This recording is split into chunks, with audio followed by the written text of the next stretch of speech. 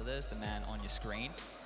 No, his name doesn't come up a lot, Pretty but nice stats. his Kicker impact is described fantastic. Kicker described Buster as the best player he's played with. Wow. He's better than, Kicker said he's better than he is. Okay. So he just straight admitted it. He's an insane mechanical player. And those mechanics have got them so far. Every time you watch an Avangar, the post-match highlights, every name shows up with some form of multi-kill hero round. It has been consistently available that all of the players from Avangar have stepped up against the world's best. And that's where they thrive, right? Those 3 kills, the 2-kill rounds in the chaos, in the smokes, you know, half blind. They're so good in those chaotic situations. They seem to remain calm, and everything is moving at a slow pace when you watch them. Their T-sides are very slow and thought out. It doesn't give the players much, you know, much to worry about because they're moving so slow throughout the map, and they thrive in that situation. Yeah, taking a look at the map stats for Astralis on your screens. Of course, the veto's yet to be locked in, so keep that one in mind. And on jumping off the page, you can see there are some clear strengths that actually you've been hesitant to lock into these statistics before. There's a reason for that, Duncan. You've seen Astralis thrive on other those numbers maps. weren't there at the beginning of the tournament. Well, yeah, they've leveled up their nuke. They've obviously gotten their vertical, so now it's pretty scary. Overpass was a map that was supposed to be dropping off for them. I mean, you look across the board, Infernal's still amazing. Right, okay, so we got here Device, one of the greatest players of all time. Becomes even better when he transforms into Devir. The name Valve wanted nobody to call him. Then we've got Glaive here, the mastermind. He understands the game. He was back with Pimp in 2013. He's still one of the best now. Where's Pimp at? Exactly what a monster Glaive is. Then you've got Dupree. He changed his hair, changed his game a little bit. He's looking smooth. The stats haven't been so crazy for this one, but he's an entry player. We all know they do the hard work. And then there he is, the Counter-Strike computer. He's just typing in the code there. He diffuses all the bombs. He outwits all the guys. He's the one that all the ladies want to be with. And finally, we've got Magus. He's got a nice round head. He's got an all-around game as well. And it's beautiful. I'm telling you now, that was a spanner. I just threw a complete curveball your way, and you are running with it. But yes, we do see Astralis. Magisk Boy, of course, was somewhat of the catalyst into starting their run, but so long now a staple of that roster. And actually, a staple of their roster did something I've never seen before yesterday. Device, with his filthy start to the NRG game. There is power in the ranks of Astralis. And Device Newell, can we please have a graffiti on that wall? Because that is absolutely... Listen, if Olafmeister diffusing a bomb in a Molotov and just not die until the bomb diffuses, I'm pretty sure Device deserves a graffiti for that. Come on. And for those that weren't watching, it was 3 frags in 3 bullets with 3 HP. All fighting him at the same time. That is a commentator's wet dream, right? And that would have been a game changer if he loses that round as well. If NRG starts that pistol at that T-half with the first round, we might have seen 3 maps, who knows? We sat at the analyst desk and Sean says, yeah, you know, I think the turning point of that game was Device's clutch. And I took a moment, and I'm sitting there like, that was round 1! He's right though. I've never seen anything like it. Yeah, to get a round like that against a young team like Energy, that had to take them right out the gate. That was like, welcome to the major, boys. Yeah. I think something to note here as well, we are talking a lot about Device, previous major MVP, in the running for a second, and it is his birthday. We've already stated that here today. It's hard to see these guys being stopped. Magus as well, we've got him on the screen. Absolutely. He's been a major MVP as well. So we have 3 major MVPs in the server today, which is quite the number. And actually, I took a look at Petter's tweet. He's just got all the numbers on his screen from HLTV, and he told me that, or he said that James is also the front runner. Should he continue this performance? Should they really complete this fairy tale ending?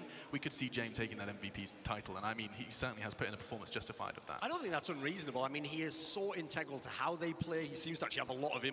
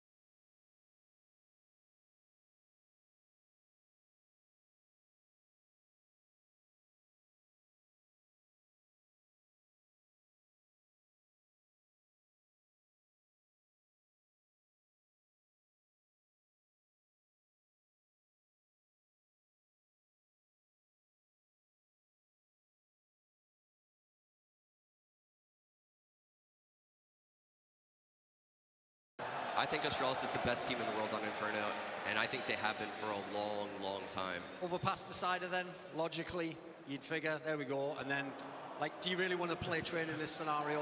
I think personally, if you're going to pick Inferno, it implies you were going to comfort yourself. So why not get overpass to the third? You can play all three in theory. Yeah, Avangar, no complaints. They get allowed to veto Vertigo. Bye-bye Train. It was the Danes to choose. And so are three. It starts Inferno, Dust 2, and Overpass. Fun fact about Astralis, they picked 3 different maps so far in this champion stage. That is a spicy one. On the stage, every insane. pick is different.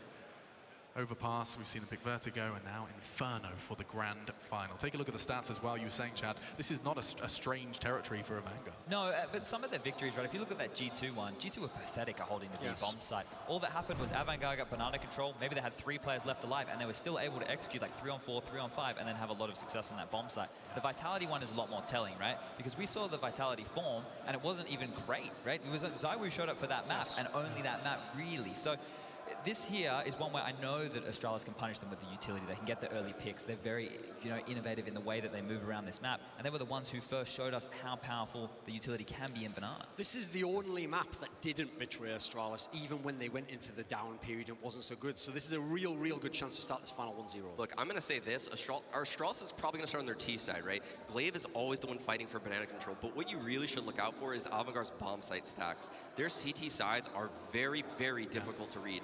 Randomly, they'll have 4 people at the B bomb site or 4 people at the A bomb site. Yeah, no, absolutely. And people talk about the major and they talk about the prestige. Stunner's done a fantastic job of setting the scene there. But I think there is no better, let's think, counsel to talk about Counter-Strike, its impact, and what the major means than the players themselves. So sit back, relax, and let's reflect on what Counter-Strike means to the human beings that have dedicated their lives to it. The major, that's the tournament, that's the king of all tournaments, that's the crown. It's just the biggest event. Everyone knows it, and everyone wants to get in there. The best achievement you can get in Counter-Strike. I think everyone on the team is playing for the title. Winning that is the best thing that you can win. So it's not about the money, it's not about the rankings when it comes to the major. It's only about winning it. You have no excuses for not going far at a major. Everyone really wants to win this tournament. I think everyone's being like, hey, we want to be major champions. Очень горд представлять Казахстан на международной арене, потому что вся страна смотрит на эту индустрию новыми глазами. Титул чемпионов мейджора значит гораздо больше, чем те деньги, которые ты можешь выиграть. The money's not all it is, and I think it's just like it's all the best teams in the world come together. Players are labeled with majors. It is the most prestigious one you can get. The reason why we play a major is to write history. Winner of the major 2019. That it is great.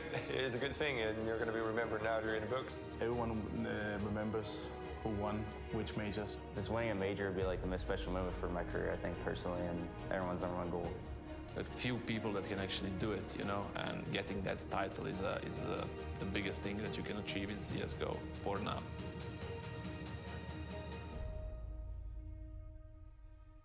As a coach, I would like to say to the winner of the major, congratulations, Renegades. You did it. Well, I will say, first of all, great job, Alexi B. We finally did it. To the champion of the Berlin Major 2019, I just want to say huge congratulations. I know you've put in a great amount of work, all the teams you have, and you're obviously feeling amazing right now, being up there, being the champ, so credit to you. Я хочу сказать будущему чемпиону, что ты проделал огромную работу, чтобы сделать это, и ты просто самый лучший. Наслаждайся этим моментом, потому что эти моменты, они бесценны. Whoever wins this major probably wins, in my opinion, the toughest major of all time. And so memory. It's a recurring trend in humanity. It's something we value, and it is about making those memories on the stage today, to be remembered. And of course, putting a 4th star next to the Astralis logo is certainly one way to do it for Avangar, the first, and a first out of left field completely. Either way this goes, memory is certainly going to be written on that stage and in this arena, Mercedes-Benz Arena. Of course, if you have just joined us, welcome. You're just in time for this party to start. We concluded the veto, and your observations did leave leave us on the edge of our seats. But Chad, that video, just talking a little bit about the fact that the major is more than the money, I think that's something that we've always thought, not often said. It's really important because this, as you heard Trace at the start of the show say, is a celebration of Counter-Strike, right? We all look at this, we want it to be our World Cup, but look at all the people here. Everybody is turned on out to watch Counter-Strike. This is bringing people together. We had a chance today to do a signing session with all the fans. They'll have smiles on their faces. They're all here for the love of the game. That's the same reason we're here. That's the same reason the players here. That's the same reason people are sitting in a server for 12 hours a day. They go to school. That's what they obsess about. That's all they think about is this game. Yeah. And it's changed people's lives. And it's brought people together. And I think we're all better for this. I couldn't agree anymore. And you know what? Speaking of the fans, why don't we hear just a couple more from them? It's over to James Banks and Tonya in the crowd. It's grand final, baby! We all waited for this moment for such a long time. And I have only one question for you guys. Who is going to be the next major champion? Oh my God! Avangar! James, what do you think about that? It's going to be pretty hard for you guys to manage to challenge against the legendary and the historic Astralis. And these guys have been here all weekend. They've had an amazing time and they have been cheering non-stop. It is almost like they are coming from other sports like football and stuff like that. This is the CSGO Major. This is the final. Guys, are we ready for the final? Tonya, let's get this started.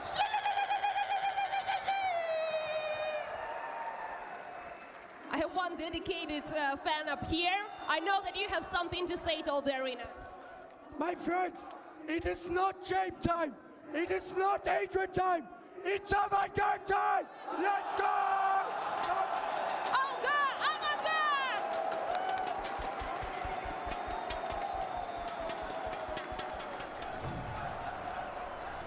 Oh, there's certainly some passion in the Mercedes-Benz Arena, there's no doubt about it, and no exception here on the analyst desk. We've got the vetoes. I know that gets you, that whets your appetite. Sean, starting with you, seeing Inferno as our first, your eyebrows raised that Avangar can compete. What are your expectations? Yeah, I mean, these are all maps Avangar can play on, right? Yeah. They've picked these maps throughout the entire event, all three of them. So by no means are they out of this series, right? They just need to find a way to get into the same scenarios. Those 3-on-3s, those 2-on-2s that I keep talking about, we've seen them thrive in those scenarios because of James' picks, because of Buster's aggressions. But I don't know how they're going to find openings on their T side. That's what I'm worried about. I'm confident they can do enough on their CT side. Yeah.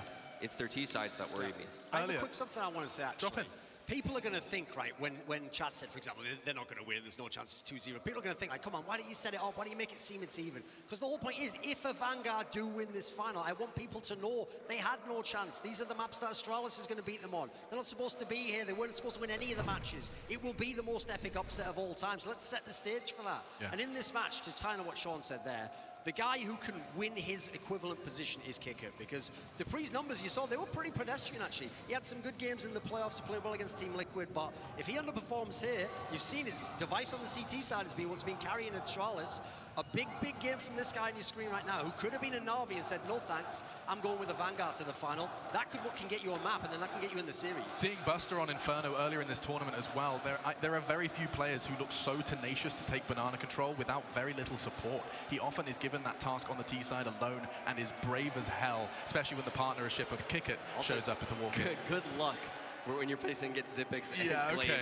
They're going to be throwing a barrage of nades at you if you enter banana any time within the first 20 seconds of the round. Astralis Inferno, often, it's described by analysts and not often explained why we say Astralis changed the meta, but specifically Inferno is one that we've seen a complete revolution. It's because their utility usage was so good. People were very lackadaisical about how they would take territory and maps, and then once you have Astralis, they step on out and say, hey, well, we know that you're going to go here if we throw a Molotov, then you get double naded, then we're going to push you back with a smoke. You're isolated from your team, a flash comes out, they push. You've just lost a member. You haven't even had a chance to get into the round. What they've done on their CT sides is make this map so difficult for anyone to be aggressive in the early stages, and they force you where they want you to go. They'll pepper you in banana. You start going towards A. Well, guess what? They're playing two members quad side. You get shut down there. You want to rotate to arch side. The rotation's already coming. Astralis used to have this map completely covered. Now look, grand final, different situation.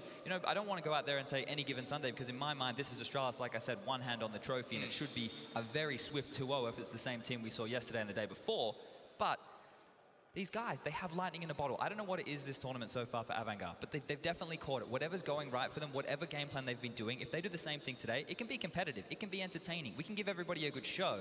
Whether they can grab that trophy, it seems so unlikely. I think the craziest statistic was during Astralis' ascension.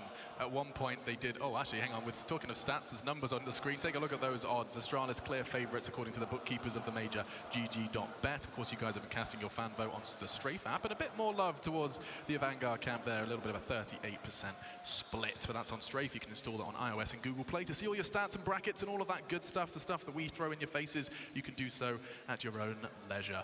It's time for Team Talk. Sonic on the mic for Astralis. He'll be talking them through their game plan, and there's often a game plan coming into games like this. The little bit of the expectation for the first opening 4 or 5 rounds, it's something that I find very interesting. I even think like Zonic's main job in this final is just keep people calm and keep them on point, keep forgetting that it's a major final. Because listen, while yes, if I had to pick a team to play if I'm Astralis, I'd definitely pick Avangar out of the field here to play in a major final. Never been there before.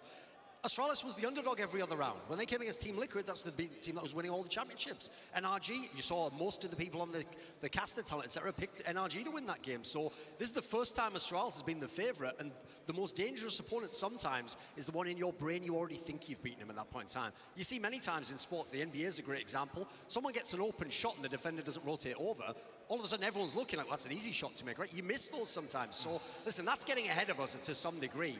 But that's exactly the point, is if Astralis in their brain think they already won this game, I notice by the way they're talking, they're trying not to set that stage, then that's where it gets very, very dangerous. Remember, this is the 4th time that these players have been here. They're so comfortable knowing they're in a major grand final. They've lifted the trophy before, plenty of times. Exactly. That is You've crazy. already gone through those steps. You're not afraid of the team on the other side of the server. Sure, you're cautious, you need to be, but mentally you're so well prepared for this scenario. No one else in the world is this well prepared. And that's why I think this would be the biggest upset in major history, right? Not the FaZe Cloud9, because the FaZe guys, I mean, Kerrigan and Nico hadn't been there before. They had the nerves of the major final. Astralis has been here 3 times each. I mean, 4 times for most of them. I mean, they understand the pressure of this situation. And you know, we saw in that video we just ran of the various players talking about what the major means to them, and it means, you know,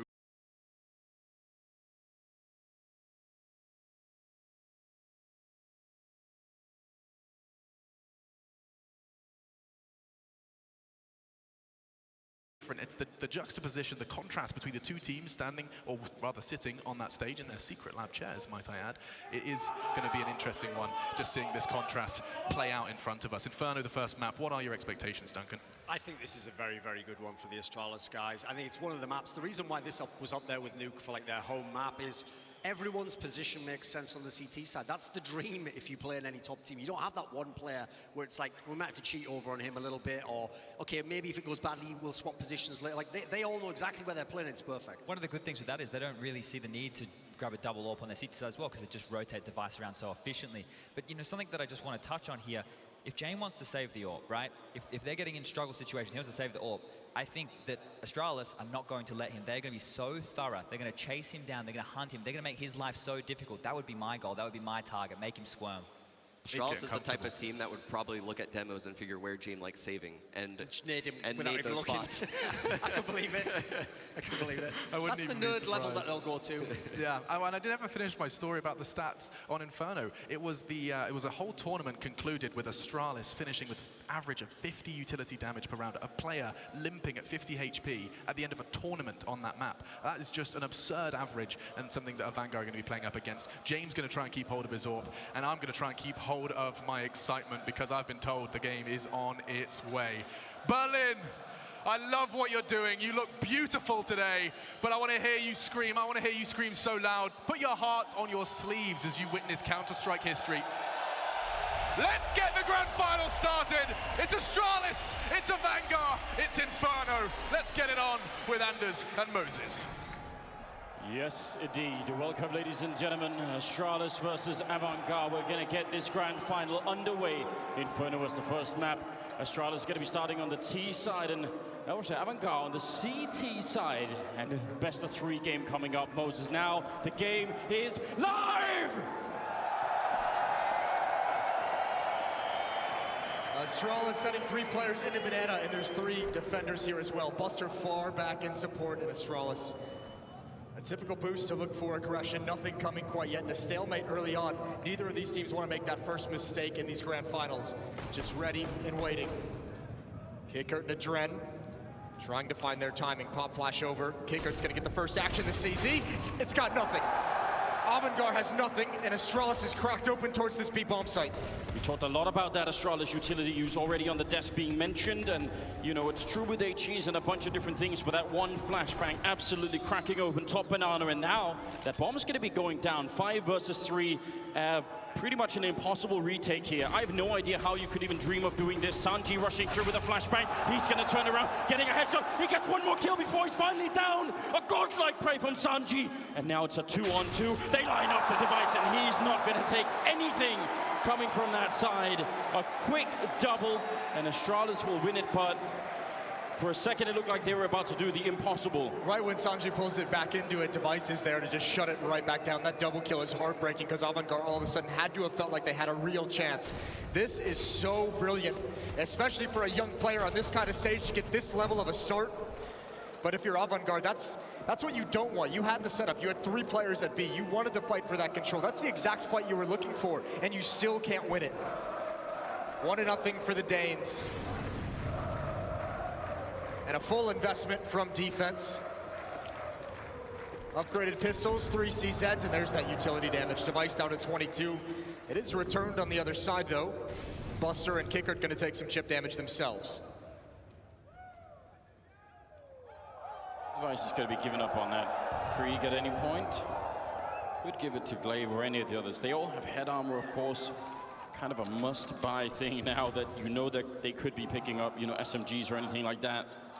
And Astralis is fine being patient right now. They want the utility to be used early on by the CT side. You can see 3 smokes remaining with just over a minute. And Astralis can start applying a little bit of pressure to force 1 or 2 out earlier. There's the follow-up at the B-bomb site. No smokes left on this part of the map. The thing you obviously want to avoid here is walking into a stack. Don't want to be going into a bomb site where there's 3 or 5 people waiting. Better to try and spend a bit of time and sort of feel it out. And I think that's what Magisk is doing right now. Just getting a sense of, is anyone here? What's going on? That, and you can see 1 flashbang used. That's information. That's something they don't have to worry about later on. So Magisk just firing up, just making the footsteps, has forced 1 extra piece of defense out. There's the follow-up. And Kiko chooses the wrong time. It's just Buster. P250, but Astralis still not committed. 18 seconds left, and with just the sole defender now gone, the rest of Avangar has to save.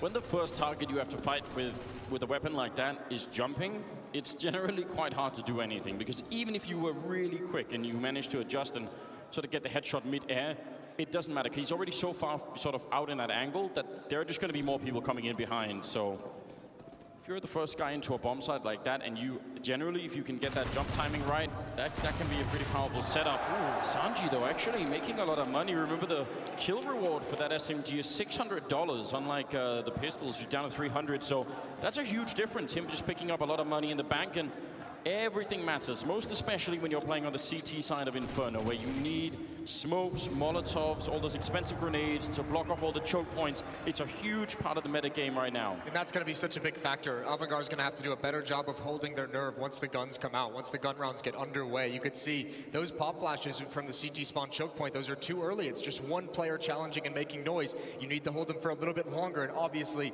that is a very tough thing to do against Astralis. Could even be that Sanji, with that kind of a bank, he could drop the ult for Jame earlier than maybe they would have normally been able to. So that's a choice that they have to make. Do they want the early sniper rifle, or do they want all the grenades, basically? I think that could be a choice that they'll have to make in a couple of rounds, or in the next round, really.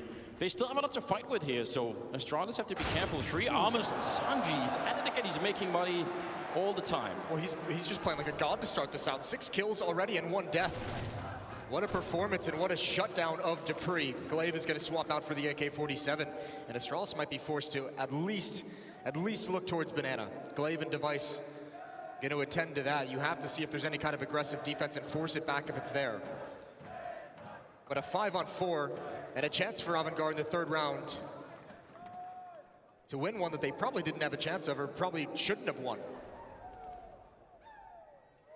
Buster, very hard to do anything in this position. Again, the smoke, that's the thing that would sort of save him. But when it happens at a minute, that's going to be tricky. Kicker is coming in with the next smoke, so that's kind of good news. And if they can wait with that smoke until 30 seconds thereabout, that's going to be a big difference. And towards mid, they're going to go for the information play. They want to start clearing out these halls. They want to know what kind of a hit it's going to be. And unfortunately, I think they've looked, and it was all clear when they peeked. James is rotating away. Adren is rotating away. But Astralis is coming right back here. And this timing could not be worse for Avangar.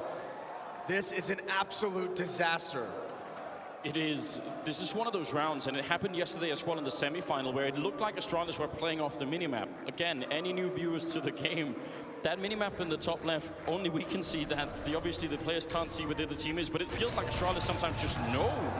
They make the perfect call at the perfect time. You're absolutely right. Avangar, they even did their due diligence. They went and saw, there's nobody here in second mid. Yep. We should be all right. Let's try and move for it. Kick picked off in library. That's a great call in the middle of the round. I wouldn't even be upset if Avangar went for this, if for no other reason, just to get 1 or 2 more kills, start limiting the money, take something away. Maybe you get lucky, but especially with the bomb blowing up, you have them trapped at the bomb site. So multiple players are likely going to head towards pit at the end of this round for safety. Yeah, and maybe that's what they're setting up for. At least Buster up there, he's got the UMP. When the bomb goes up, if you do a good enough amount of damage, they're actually going to exit the other way. They're not going into the pit corner instead. I think that's what they were thinking about. So now, even as the round is over, they're still making good calls, Astralis. That's another good read. All the details matter here. They remember the Doja nade. Yeah. They don't want to mess with that. Don't want any of it. 3-0 for Astralis. But here come the weapons, and as you mentioned, the discussion of whether the AWP would come out this early due to the bonus money from Sanji is also going to allow James to have a whole ton of utility. So this is actually a very, very strong buy for them in just the 4th round. And honestly, given how James has been playing in this game, why would you not give him that? What a priority. Put that in his hand as much as possible. Such an outrageous player right now. Magisk thinking about peeking that corner. He's going to be quick about it, but Kickert on the other side. Very strong on that defense. They did take a lot of damage, but that's a 1 fight. And that could slow down Astralis a fair bit. Device almost could have stolen that back. Sanji maybe a bit careless falling back from that one. Yeah, the damage on these defenders is so rough. Yes, they're 1 player up, but at what cost? 1 HE grenade, that's on Glaive. We'll see where he places that. Sanji's got to be careful towards this choke point if he leans in to try and take a peek.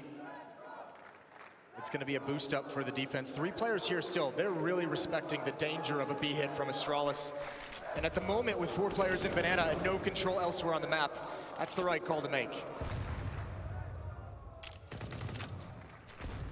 Having 2 people like that towards CT spawn, I wonder why they don't boost one of them up. Because, yeah, they do. A little bit of time. Could be a pretty good call. They don't have any more HEs on the Astralis side, so he shouldn't be grenaded out of there. And with only 20 health, if he can get a kill before he goes down, that's pretty big. They're not going to be swapping back. They're going to be running for it here. Great counter Molotov coming out. Sanji's up there, and he does get the kill. Buster with 1 in return. Not looking bad at all. 25 seconds, but Buster has to buy some time. The backup is coming, but they won't get there in time, and they've just Molotoved him out of the corner. Heads up play from Astralis. Don't try and take the battle. And now James overstepping the line a bit too much, a bit careless. He could have been dead already. Maybe should have been. Dupree, instant headshot on Adren. And now James. They needed to be 2 to do this. Now, I would say saving the AWP, even though it's painful, you should do it. Especially with the low HP. Yeah. He's got to back off. Again, Avangar have the perfect defense they could have asked for. 3 players at that B bomb site, and still they can't hold on to it. 3 players here the whole time as well. It wasn't even a question. I mean, it isn't far off. I guess the rotation takes a little bit of time, so Buster's alone for quite a while back there. Yeah. And if they hadn't had a Molotov and they actually had to go and sort of hard clear that new box corner, maybe that would have been something, but ultimately... That was a Molotov as well, picked up off the dead body of Glaive. That was the one as they ran over it. They snagged it just right at the last second to be able to utilize it. Then they just waited for the Flames to force him out of position. And this Astralis offense is starting to get rolling. Off to a very hot start. You have to imagine there could have been some sort of conversation on Avangar's side to say, we sort of saw what happened to Liquid yesterday, so let's, oh sorry, not Liquid, but NRG. And I guess it happened to Liquid to some extent too. Oh, it definitely did. Don't let's get, rolled early on. Don't give them all that momentum. Just try and take a round away at some early stage. James going to be Molotov back around the corner. He's got a little bit of backup, but it's just busted there with the Deagle. That's going to be a pretty decent counter grenade coming out. Lands right on top of 3 of them, but they're right in his face. This is where James actually does most of his really good work. The Deagle to cover, and he misses the flick. He had to get that one. A lot is riding on it. They're now back behind the smoke wall and should be getting a bomb plant here in a 3-on-4. James gets caught in an awkward position, does well to even get the first kill, but from there it's just so hard to decide how to play the situation. Even with Buster covering him from coffins, and now a very difficult retake, and dupreeh has control of Banana. He's cleared out the flank himself, so they know nothing is coming from middle. And Avangar, you have to go for this, 4-on-3. Setting it up, 2 coming in from construction, 2 from CT spawn. That Molotov does nothing, it actually goes into the smoke. That's a mistake from the Astralis side. That could have bought a lot of time. Device nearly going down, and Magus is low on health, and there's Buster taking the head right off Device. Magus still fighting, and now that bomb is ticked for a very long time, and I'm not sure if Adren can do anything at this point. It's just too late. Maybe a couple of exit kills here, but Astralis will find a way to pick up a 5th round. Magus with the triple, and Astralis, a couple of bullets away from losing that round, I think. They've had Avangar, despite losing all these rounds, they've actually, managed to hold on to that B bomb site pretty well with the initial defense. Those retakes are going to be so tough. That's one of the areas Astralis has always been strong in, their man-up situations and hanging on to the post plants. That's where Avangar is going to have to find something special. 5-0, but a double up setup now for the defense. You have to imagine they're going to want 1 in Banana, 1 towards that A bomb site. They need to find picks to alleviate some of this. James, does he want to go for a peek in alt mid? And indeed he does, but backs away, chooses a different option at the last second. We do enjoy the craziness, but running down alt mid that late in the round, that's definitely crazy. Look at this fast execute coming around the corner. They must have called it out. Is there going to be a flashbang or anything, or is James just going to slow peek it? Had a big chance there, but now if he re-peeks it, it's dangerous. You don't know how many people are going to be waiting on that corner, and they're going to back it off Astralis. These are the risks that Astralis is going to be able to punish as this game goes on. Look at this. James trying to get his team back into it, trying to make it happen, and he's going to get punished. Sanjay here with the SMG. He's been so good with it. He's got the first, and he needs more. A dink is not enough, and Adren starts to feel lonely in pit. He has got no kills so far in the game. Now would be the time to really step it up. Playing in pit's a powerful position, but you need somebody else there to help you out. There's a good start, taking down Magus. 50 seconds on the clock. dupreeh now next in line, but look at double teaming him. It's right. Oh my God, he got that headshot on dupreeh. He nearly did it. That would have been everything. Now Buster has a very tough choice to make, and I don't even know if you can dream of doing this. He's thinking about it, but these bomb sites on Inferno are so difficult to retake, especially going over to this A bomb site when you have so much ground to cover. You add on top of that, there's no kit on Buster. He doesn't have a smoke to just drop it on the bomb and go for something desperate. So he's got to keep this op in his hands as they have that full losing bonus. So that's a weapon they must have in the next round.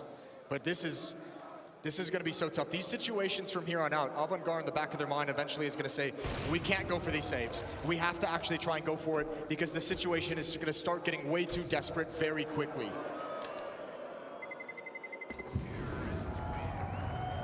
They save the orb once again. And obviously the round loss bonus is kicked all the way up.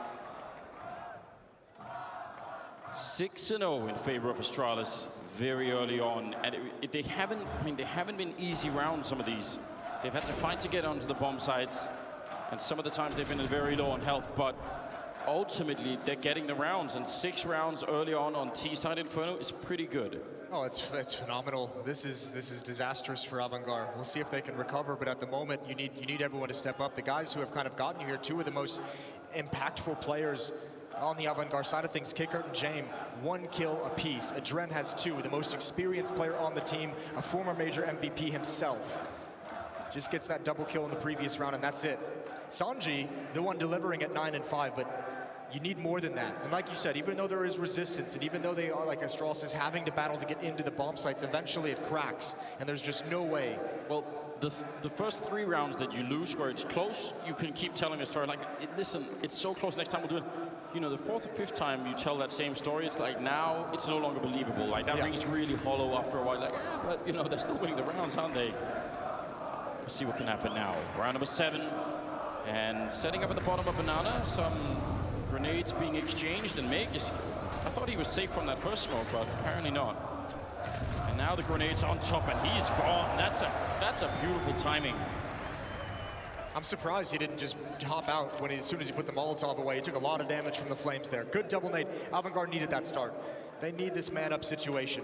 3 players towards the A bomb site for the moment, but James is going to be mobile. He can either switch spots with someone to post up in AWP. Look how far back on the map Astralis is for the moment. They're expecting that Avangar is going to try and switch things up, try and get a little bit cheesy. Maybe you push an ult mid, maybe you push through halls. They're waiting for that kind of a play at the moment. This is dangerous because we could have almost a replay of the same scenario where if Sanji doesn't live, Adren is alone in pit again. And strong as a position that is, it isn't when they're coming in from every angle and they're wrapping around, at least thinking about it. Device is now checking top banana, making sure no one's really there, but James is. And he's going to be taking a fair bit of damage. This is such great map control for Astralis. Oh, kick it with the wide peak. That is a nice shot, and that's going to force Astralis' hands. Towards the A-bomb side we go. Sanji in the corner. It's a Dren to hold on. Molotov coming in. He does have a smoke. He doesn't use it. He peeks first, and he eats the nade. Nice combo. The 1-2 punch from Glaive, and it's just Sanji. He's been stellar. But how much can he do? There's the first kill, and trying to lure them into the bomb site, and he can't get anything else. 2 players alive for Astralis, and Buster needs to back away. His teammates are here. And another retake in store for Avangar, and it's one they must have. Yeah, there's no doubt about it. This is a must-win round. They're going to be boosting over. It's a good idea, but they sort of mess it up a little bit.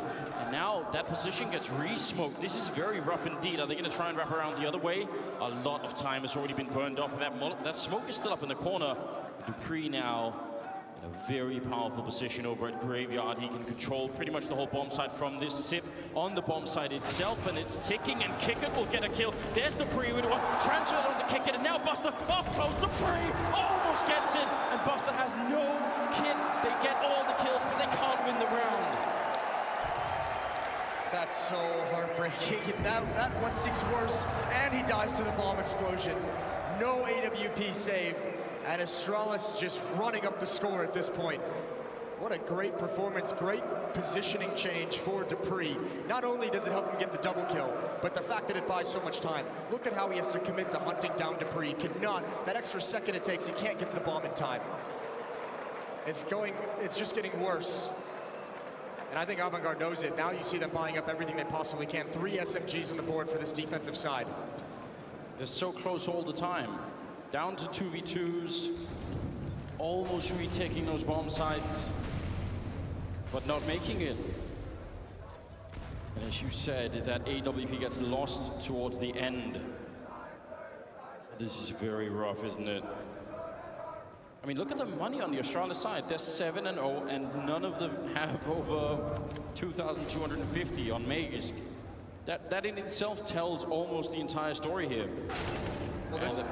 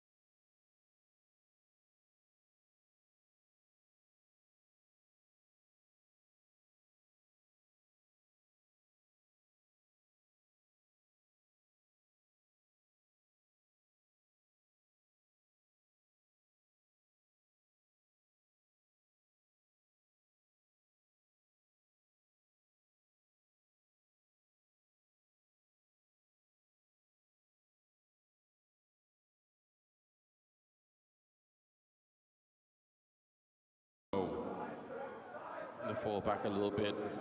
A B bomb side almost entirely undefended. Oh, the lineup, but Dren gets the double. That is a good start. And here comes Astralis back to the A bomb site. There was utility thrown towards B, and you can see they were trying to take advantage of the rotations, and Dren is shutting them all down. There's the play from the experienced member of the team. Dren steps up to the plate. Quad kill to get Avangar on the board for the first time in this grand finals. And a beautiful move, wasn't it? Like the counterintuitive move to move forward after you really get the first 2 kills. That's the part where they're just not expecting it, because the textbook move here is falling back right after you pick up that first double. You say, all right, I'm going to be falling back. We're defending the bomb side, but nope. Goes for it, doubles down, and that makes a big difference. Round number 10, the first one now on the board for Avangar. And if he just started something big here as Buster's now pushing down towards Banana. Oh, and they know Device is in there. And dropping Magus right on the other side, jumping through, and he's going to get killed as well. Buster with a big double. They love that. And look at the money on Astralis. Yeah, it's really, really bruised. Avangar was waiting for this moment. They have to capitalize. Jaime on Rap's side.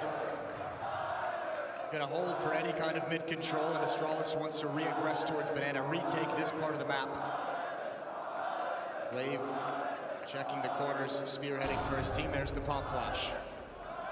As the smoke clears, he's gonna keep going forward, and I think Avangar knows what's coming. Samji is rotating into the position. He's getting here very, very early. He's got 1 flashbang for his teammates. He can help from far, far back. They're going for the boost. Molotov to deny access to the site. They can't even put it out. They don't have any smokes left on Astralis, so that's a bit rough. Buster getting 1 more kill. Why not make it a triple? And finally he goes down. Sip, he was even pre-aiming that through the smoke. He expected the boost to come, but now there's only 30 seconds left. A 2 versus 4. And this is a round that really should not be losable for Avangar. Flashbang, the bomb is planted. Sure, the kicker is going to be there, and it's all on Dupree. And he's just got no chance. Sanji will take him down. Avangar finding a second round.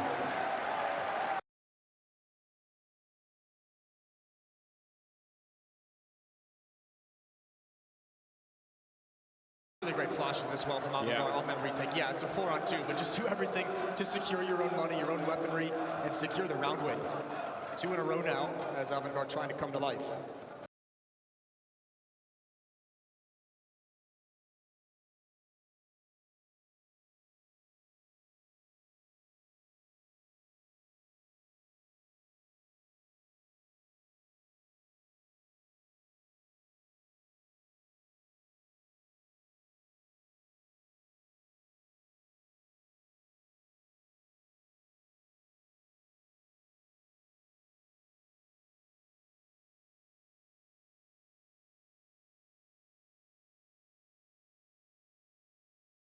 Actually cut off the rotations entirely. There's nobody on A. How can this be? It is exactly what happened yesterday.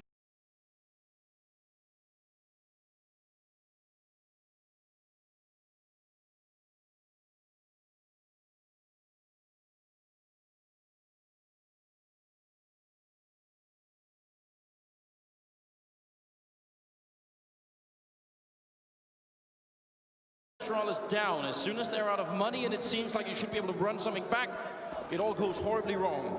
I mean, you have to.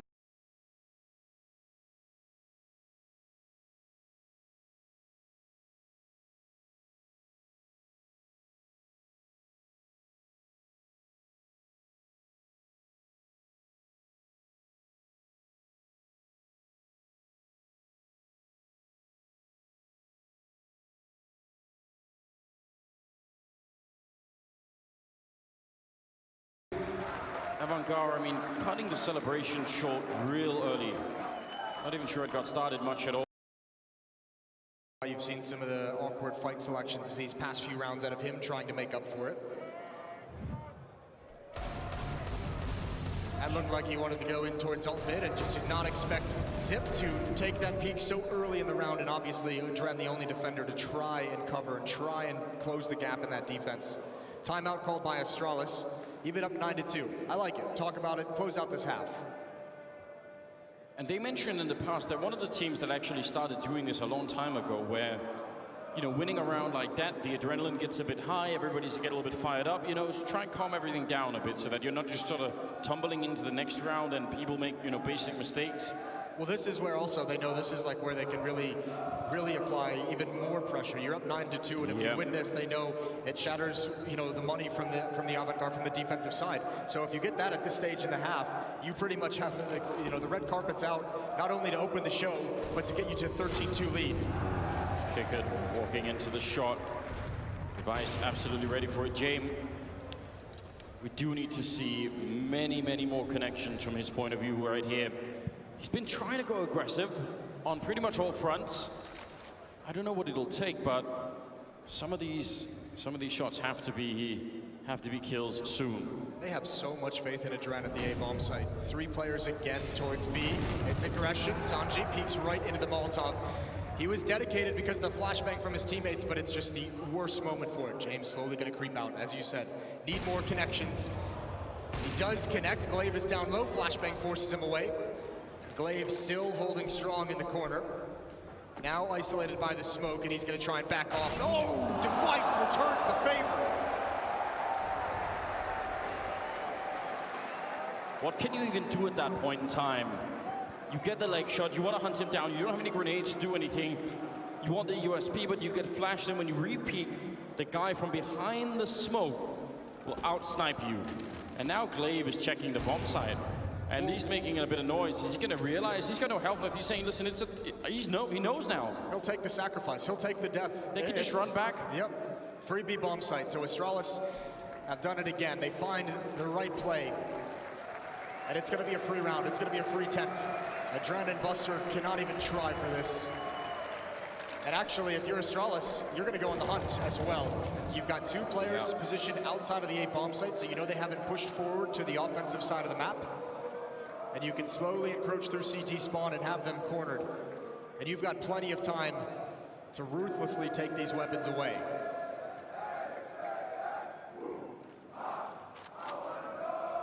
To take them away with the Viking chants in the background. Yeah, they've been practicing their singing pretty much all year and maybe all of last year as well. Just trying to keep the rifles alive. It all matters right now. Device a couple of line shots, that's not bad. Bit of a one-way smoke being set up, and so far they're going to be able to save the rifles, so that's a very small comfort at this point in the game. 10-2.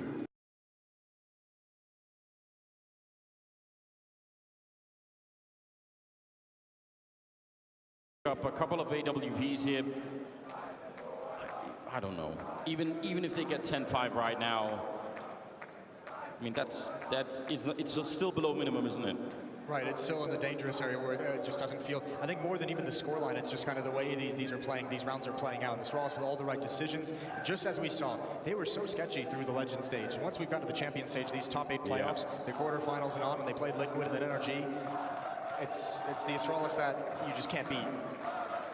And I have to imagine if you're Avangar, you probably don't say it in the chat, but you feel it as well.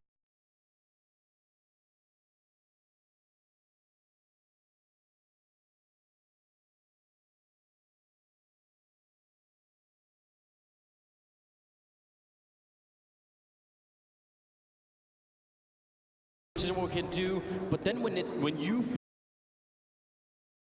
one of those players, you just say they are a step ahead of us. We have no standing in this game. It's on you suddenly that colossal. Obviously,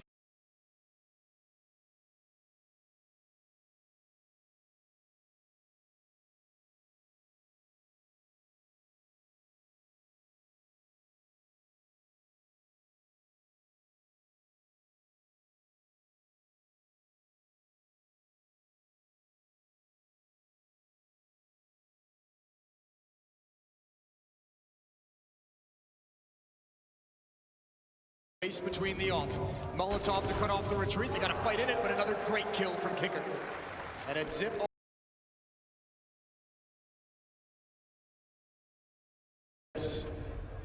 Clutches, this one. would be a masterclass. Yeah, this would probably be. Even by his standards. Even by his standards, this would be outrageous. Grenade on top. He's also sandwiched in. There is also sandwiched in. In these kind of situations, I think some of the swift punches aren't like this. But in this one, some of the swift punches aren't like this. But in this one, you actually need. They have to keep to make some pretty colossal mistakes. Somebody has to go fight you a bit early, or you get the first kill, and everyone just piles on top of you, and then you have, a chance. But they're doing the perfect thing right now, saying you have to turn up at some point and put the bomb down. We're going to wait for that. And there it is. Buster will drop him. Very good stuff. A bit of team damage at the end. A little bit of panic, maybe. 10-3 scoreline as Avangar will find another round. That'll put the Avangar fans on their feet. Not giving up. I like that. Yeah, I mean, this has been just such what an incredible run it has been for Avangar to even get to this point. So obviously the fans are just loving. Yeah. That whole section just loving the fact here on the grand final stage. But you see it right there. I mean, we've seen it in Sanji in this game already, but Adren, the quality of play is so high when they can just get the space for it. But Astralis is just taking it away, and now the grenades on top. Device will take two, and kick it there to save the day. That would, I mean, it still could be, but that was about to be another absolutely heartbreaking scenario as Astralis nearly steal the round. What a combination, and that was almost just so deadly.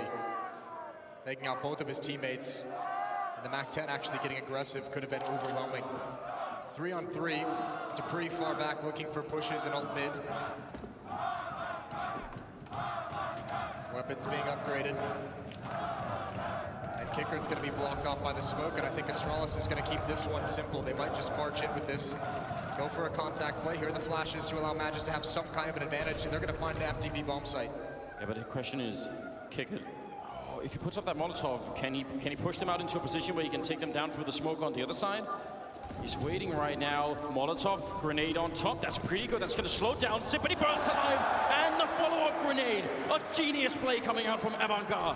That's what they needed. And now the boost on top, but Magus is there to read it, and it almost falls apart. Now, Adren is being called in as well. Another Molotov. They have one more and an HE on Adren, so they can keep playing this game for a short while. 20 seconds, and no bomb plant has happened yet. They just haven't been able to. James trying to get the shot through. Magus getting another headshot with the Krieg. And now the bomb is finally planted. And Adren, what can you do? He's there for another headshot. Magus taking every single one down. Just the same angle over and over again. And laughing while he does it. James took a shot into the box, and Major saw his opportunity. He said, you have to reload. You have to spend that 1 second not looking in this direction, and he's going to have the angle for James when he re-peaks. That is beautiful work from Aegis.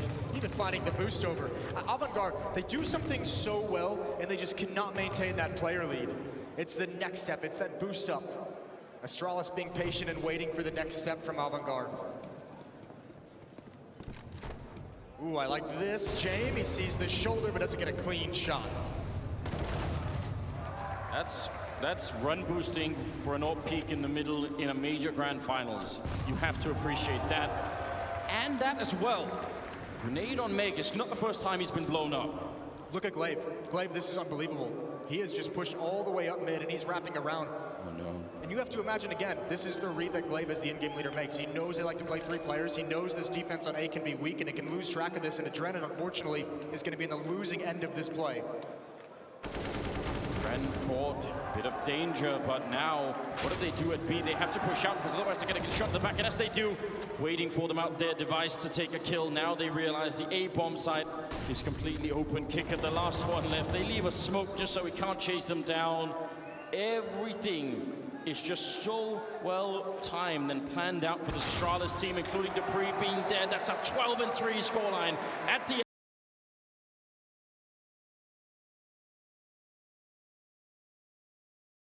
This is what the desk talked about, such a disparity. One of the best teams in the world performing at this level.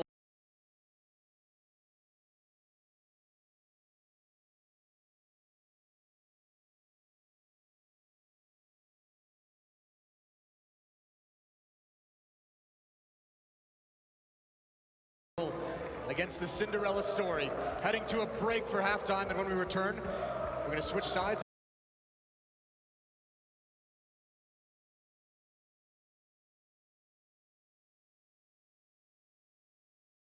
and finish up map 1.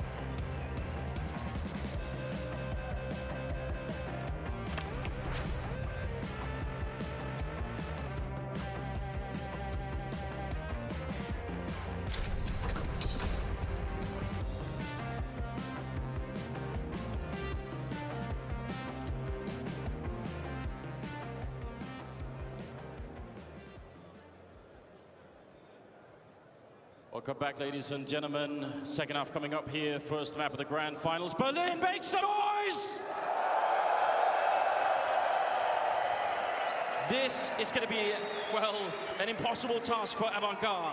Trying to run it back from a 12-3 first half score. Astralis, even when they were down, even when they were broke and they had their, well, a chance maybe to get back in the game, Avangar, there was no stopping Astralis. Some of the calls, some of the mid-round calls, and obviously that deal round with Sip, it's just too much to handle. Winning the pistol has to be the first step, obviously, but even then, it will be very, very tricky indeed. Let's see what they've got. Double grenade into the corner, and Adren already down to 12. Lucky to be alive. Yeah, that's a crappy way to have to start this pistol round. Adren gonna have to chill for a bit at logs and not be too aggressive, and which is a shame because he's been phenomenal. He's been one of the fraggers, one of the top fraggers for this Avangar side. Kickert gonna take the peek, sees Glaive at in the choke point, who's just forced back into the bomb site. 2 Molotovs, 2 smokes, and 2 decoys on the Avangar side. 2 Molotovs feels like a B-execute. Maybe. 2 decoys feels like a fake. Has anyone ever successfully done that? No, but decoys? This would be the time to do it. Would be cool.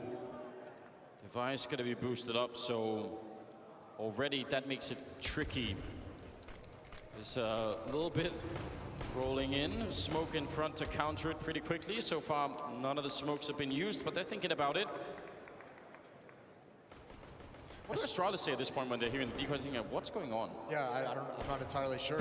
I guess they're hoping Avangar that it would force some kind of rotation, but Astralis has kept 3 players here and 2 players at the A-bomb site. They're just so confident it's going to be a hit towards this site, and they're correct. Spamming through the smoke blaze in a dangerous battle. 2 quick kills, but Device is still here. And we've seen him win incredible pistol rounds in the past. 56 HP, 4-on-3 scenario. Just yesterday, it's outrageous for him. He's now by construction, waiting back here. Adren, that needed to be a kill.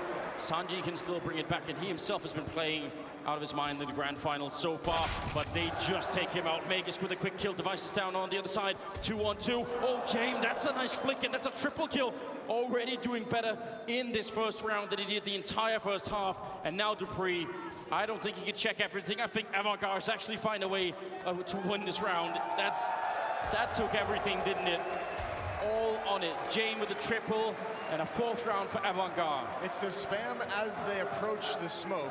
Like Glaive was trying to play behind it, waiting for them to come through, and that spam coming right through just throws off his entire play. You know that smoke that's down that they're all trying to come through, that was Sip putting it down from the orange boxes. He underhands the smoke so that they all have to line up against the wall as they're coming into the beat. It's so smart. And I mean, the fact that in itself could have shut them all down. Look at this, they're all funneled here because of that smoke that's to the left. Man. Well, I mean, even winning the pistol round is obviously going to be phenomenal for Avangar, but you did it in the best possible way. James getting 3 kills, including that spectacular headshot. So for someone who had 1 frag in the first half, that's got to feel good that you at least start things out well this time. 3 MAC-10s and 2 AK-47s. 1 defender for Astralis at the A-bomb site. Bomb is still very far back on the map, so no Everyone's really dedicated. They haven't made their decision of where they want to go, but with 3 players top banana, that's got to make you feel a tad bit nervous. You can see the investigation coming from Buster. He spots one. There's the follow-up peek, so now they know 2 are here, and this utility usage has got to scare the hell out of them. They need to fall back. He's still sticking around. I was going to say, surely if you're Buster, that just smells like a setup, doesn't it? You get that deep in towards the bomb site, and then a bunch of people peek you at the same time. That should tell you something. Yeah, I'm actually amazed they're still fighting, and yeah, they're going to come out on top because the betterment of the weapon, because the better weapons. But this is insane. And actually, look at the position from Magus. Oh, that's not good. That could actually funnel Avangar back towards the B bomb site, and now he's going to hide Magus. He hears Kicker. He hears the footsteps. The bomb is left all alone. Kicker cannot leave his teammate like this. He can't do that. He comes back to help. And now Avangar, they finally stabilized, but there was way too much danger in this round. I absolutely agree. If they had run back to B based off that one MP9, that would have been devastating. Now they found a way to make it back, and that could have gone any which way, I think. Reprieve the CC, hoping that someone would come lurking past, but it'll be fine for now. Maybe there's some SMG on the ground you could find somewhere. Certainly Avangar going to be winning the 5th round here. 12-5, still a very long way to go. But it's got to put a bit of a smile on your face to see James now picking it up, starting the work with something. Right, well, yeah, just these 2 rounds, he's already had 5 kills from 1 in the first half, so fair play. And I mean, at least even if you lose this map, at least if you're Avangar, if you're buying him time to kind of get going, and maybe the nerves, maybe the first half of the nerves obviously got outplayed a number of times by Astralis, but settle him down, get some kills under his belt, make him feel a little bit better, and you can at least go in the next map and say he started the fire right at the end. And that's better than nothing. Nothing is also what Dupree found over at top and up. Didn't get anything for it. So that's a shame. Well, the odds are looking even worse than they were to start off with. So I guess that's understandable at this current moment in time. I'd say so. 12-5. That is still a heavy lead for the Danish side. It's 4 MAC-10s and an AK on the other side. So this time you would expect for there to be maybe a bit more speed, jumping MAC-10s. Well, I mean, what scares you about it is that's the value you sometimes see when they've already made the decision of where they want to go, right? This is where you see the commitment of banana. Yeah. And if they're going to be full-blown committed right out of spawn, they can run into a stack. We saw Astralis just do it in the previous round. They almost got lured into that trap. Astralis is going to have some small measure of things to fight with. Upgraded pistols, not a whole lot of utility, but there's going to be danger, if Avangar isn't careful about this. And they weren't careful in the previous rounds. We've already seen an example of it, and certainly saw many of them throughout the tournament, of just what happens when you afford Astralis even a slight opening. Anything that you can give them, and it can backfire really quickly. That's a good fight there. Bit of a setup with a flashbang. We do have another interesting stack over at the B-bomb site. In the corner, if they throw a Molotov there, then both people already just go down. And it's just a USB on top, so you have to assume it's going to be somewhat limited how much damage that's going to be doing. It's doing better than the MAC-10. Good shot from Buster. Bomb still back in T-spawn. It's being picked up now. But the foothold in the B-bomb site is strong for Avangar. It's just Zip to defend. At first oranges. Throwing himself for the smoke with a flashbang. But I think they were just blind spraying that, and it works out. And I don't think there's really much Zip could do here. His device going to be going down. Now everybody's staying alive for the Avangar side. 6-12. Taking a step closer in the right direction. You can't really help. You still have that feeling in the back of your mind, like any minute, Astralis can just slam the door on them. Absolutely, but I mean, at least for the moment, we'll see how this first gun round goes. It's bold for Avangar to stick with the 2 MAC-10s, considering the disparity in the scoreline. You'd think they'd want to upgrade immediately and start actually trying to grind back into this game. We'll see what they can play with it. Vice with an AWP, gonna go for the peek down mid. No one swinging wide to challenge. And here comes that 3-man utility usage. Down banana for Astralis that we've seen so many times, and so much damage, and Buster's gone.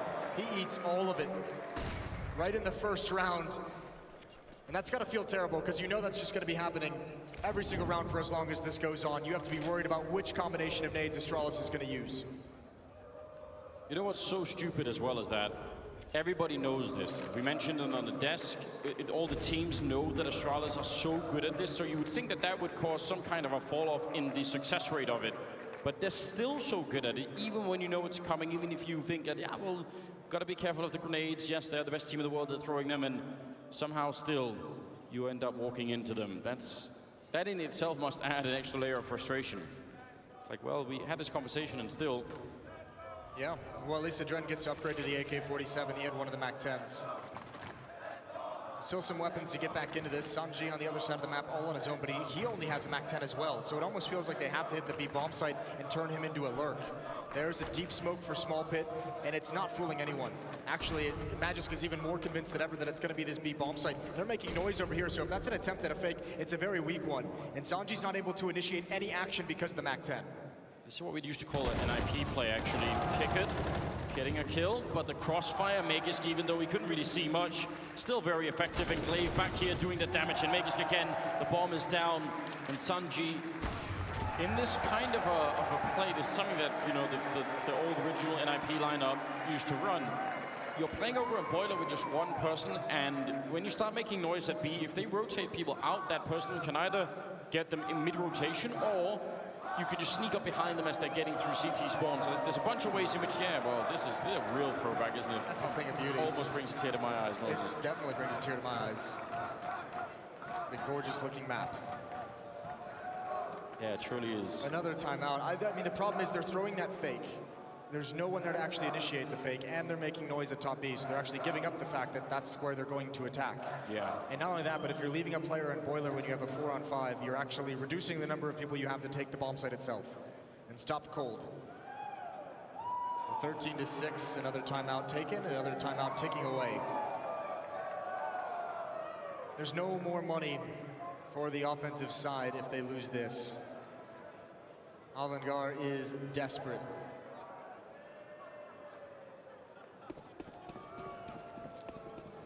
With the bank being empty, Avangar have to win this next round, or Astralis probably bounce from 13-15 with almost without skipping a beat, really. Pretty decent grenade to the bottom. It might not seem like a lot. Oh, that's great though. That's Device hitting a shot on kicker down to 8. But just again, for any new viewers, even the 13 or 15 damage done there is the difference when you're fighting AK versus M4. That evens out that fight. So a single headshot will do the damage, and all the M4s essentially become AKs at that point in time. Well, I mean, I just think it's fascinating how far back on the map that Avangar is starting out these T sides. After getting blown up by the nades, they just don't want anything to do with it. They don't want to mess with it in any way. Now they've been tagged by the AWP, so James has to give over the op.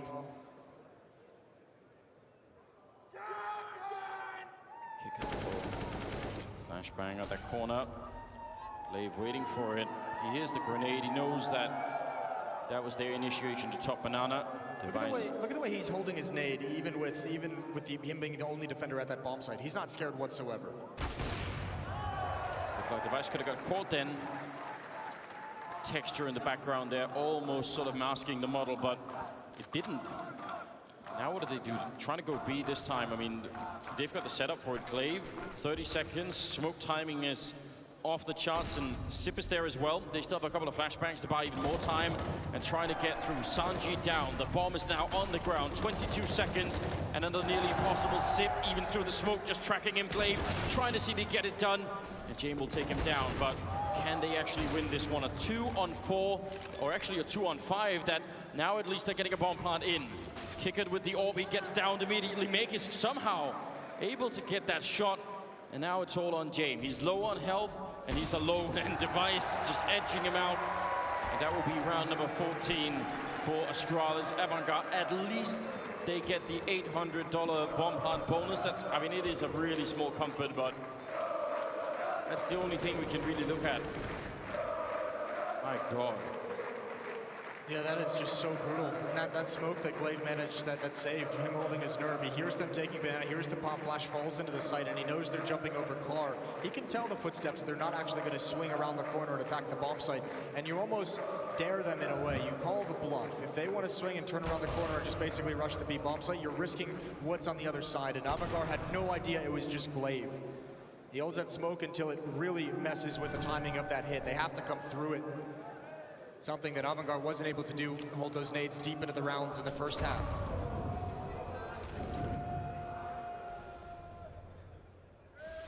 Look how far back they are again. Buster and James not even messing with that main ramp. I mean, James has the op trying to find a pick, but even Kicker not turning the corner towards Banana whatsoever until just now, until he knows the nades have been used. Just looking at the way Astralis play, you can tell they're so far inside of their own comfort zone. There's no pressure being put on them to try and recreate anything or come up with something new. Flashbang at that corner, but Glaive is immediately back in. Could have hit the blind timing, but did not this time. They do fall, they do get pushed back a little bit further on the map this time. So top mid and top banana, actually almost getting retook top banana now for Astralis. They're thinking about it. Device still lingering around here. Otherwise, oh, mid-air, but Sanji, great timing against Device. Magus now falling back, gonna be putting up that Molotov to try and buy a little bit of time. A big opening here for Avangar. And Astralis knows this is going to be a fake. They know that Avangar has to use any advantage they have, and that's taking out Device at the bomb site. They're rotating everyone here. They know the hit is coming. They know it's going to be everyone on the attack, and Magus holding on to Pit perfectly. Zip to help him out. He does eventually go down, but like I said, the rest of Astralis here to defend. And Alfangle inside the site, and somehow Avangar coming on top of these battles. Zipnik's just waiting around the edge of the smoke. He's been waiting. He's actually sacrificed to Pre to try and get more than just the one kill. And there he picks it up. Pre firing it. He knows Kicker is in there. That's the bottom down Zip. The sacrifice was all worth it. He gets a triple, and now Sanji has to back on out. There's no winning around. That's 15. That is map point for Astralis. He could have tried to help out Dupree in there. He could have done something. He was hiding at the edge of the smoke instead. It's pretty heartless, but at the same time, you see the result. I think you're fine with it if you're Dupree. Yeah. I mean, remember, he's one of the B defenders. Usually on those kinds of hits, he's not even supposed to be there. The fact that they had the read that it was going to be an all-in from Avangar after the Molotov faded is perfect.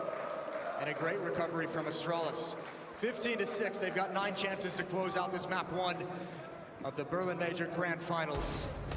And against 3 pistols, the op on James, I think they've got a great chance, but another good find. Another good pick for Avangar, and they follow it up with Buster.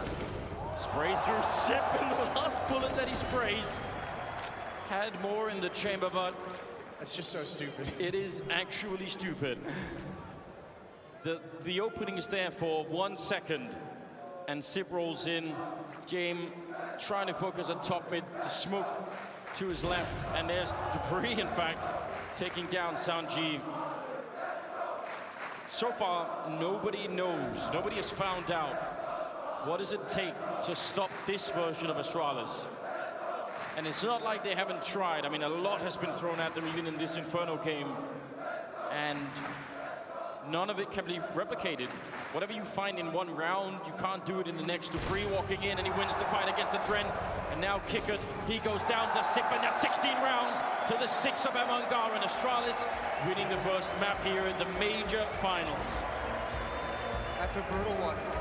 Very comprehensive in Avangar. I mean, again, we mentioned it when this began. You cannot start in an 8-0 hole against Astralis. You are not going to come back in that fashion. Starting on the harder side as well. So Astralis, I mean, you have to say one thing. Nothing super surprising has happened. Astralis have won their map hit. Now we get to see what Avangar can bring forward on their map of choice. And the birthday boy there getting a pat on the back as he exits the stage after the opening map.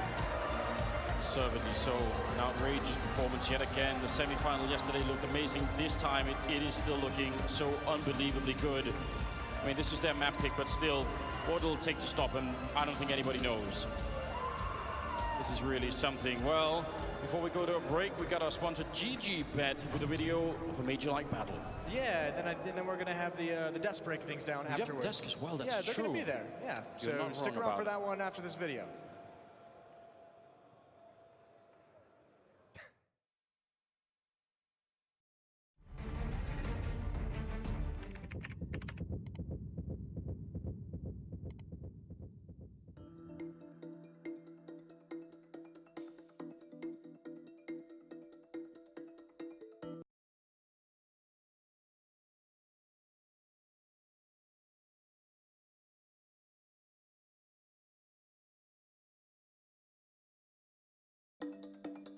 I've been playing Counter-Strike since all my life. Already? So, yeah, I'm 26 now, so it must be 20 years then. It's the first time for me to do Okay. that. Like welcome yeah. someone, like you won the contest, we're gonna do all these stuff together. It's the first time. Yeah? Are you gonna do the stuff with me? Yes.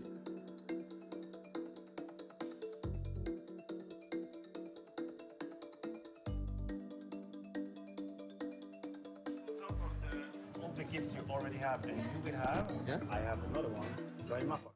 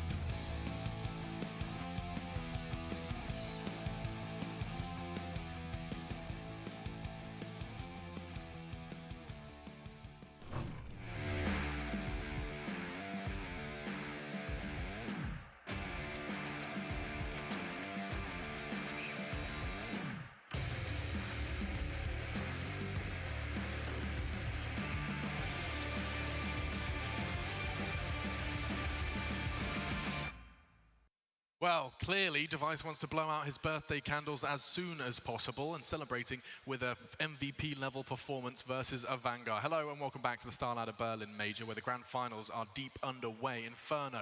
It was Astralis' map pick, and they've reminded us as to why they wanted to take it there. A different map picked in every single one of their playoffs games. Sean Gers, of course, told me that one. He's not alone.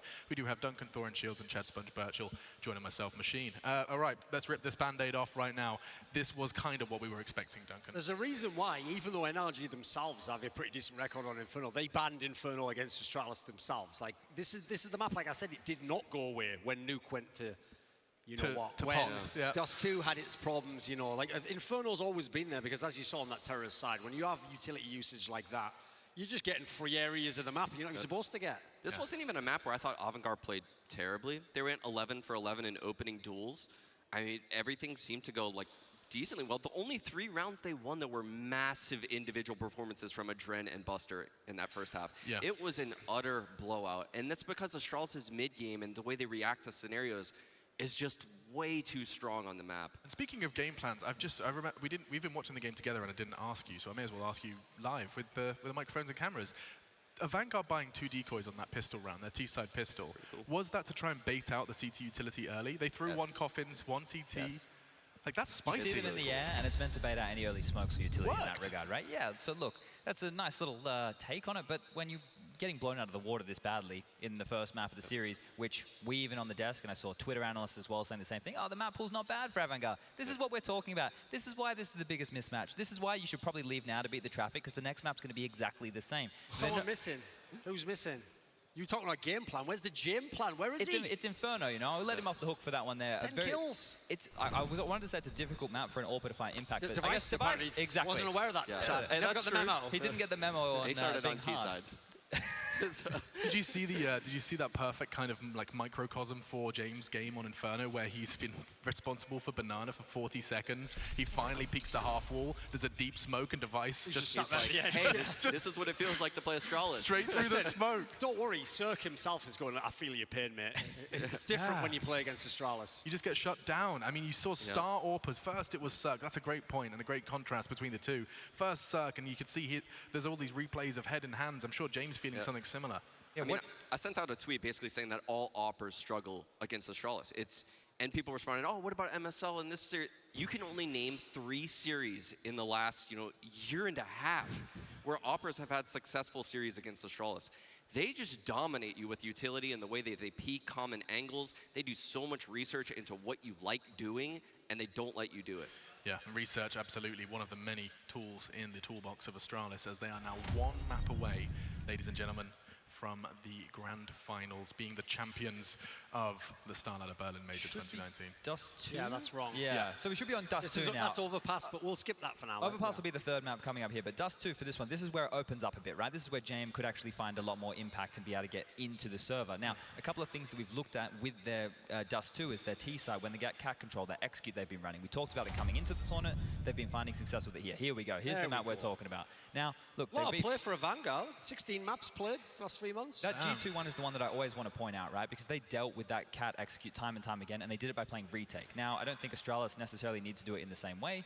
There's the NRG game as well, and the way that they got away with beating Avangar was by picking them off before they could execute from cat, right? Making their life very difficult, harassing them with utility. These are things we have to keep in mind. And not to breeze over that cat execute, there's been a lot of praise towards the A-take from Avangar on this map. Indeed, so they'll smoke the CT spawn drop, and they'll smoke elevator. And the elevator smoke provides a one-way smoke for them, basically, so they can run off catwalk and have vision onto the site on people that probably can't see them very well. Right.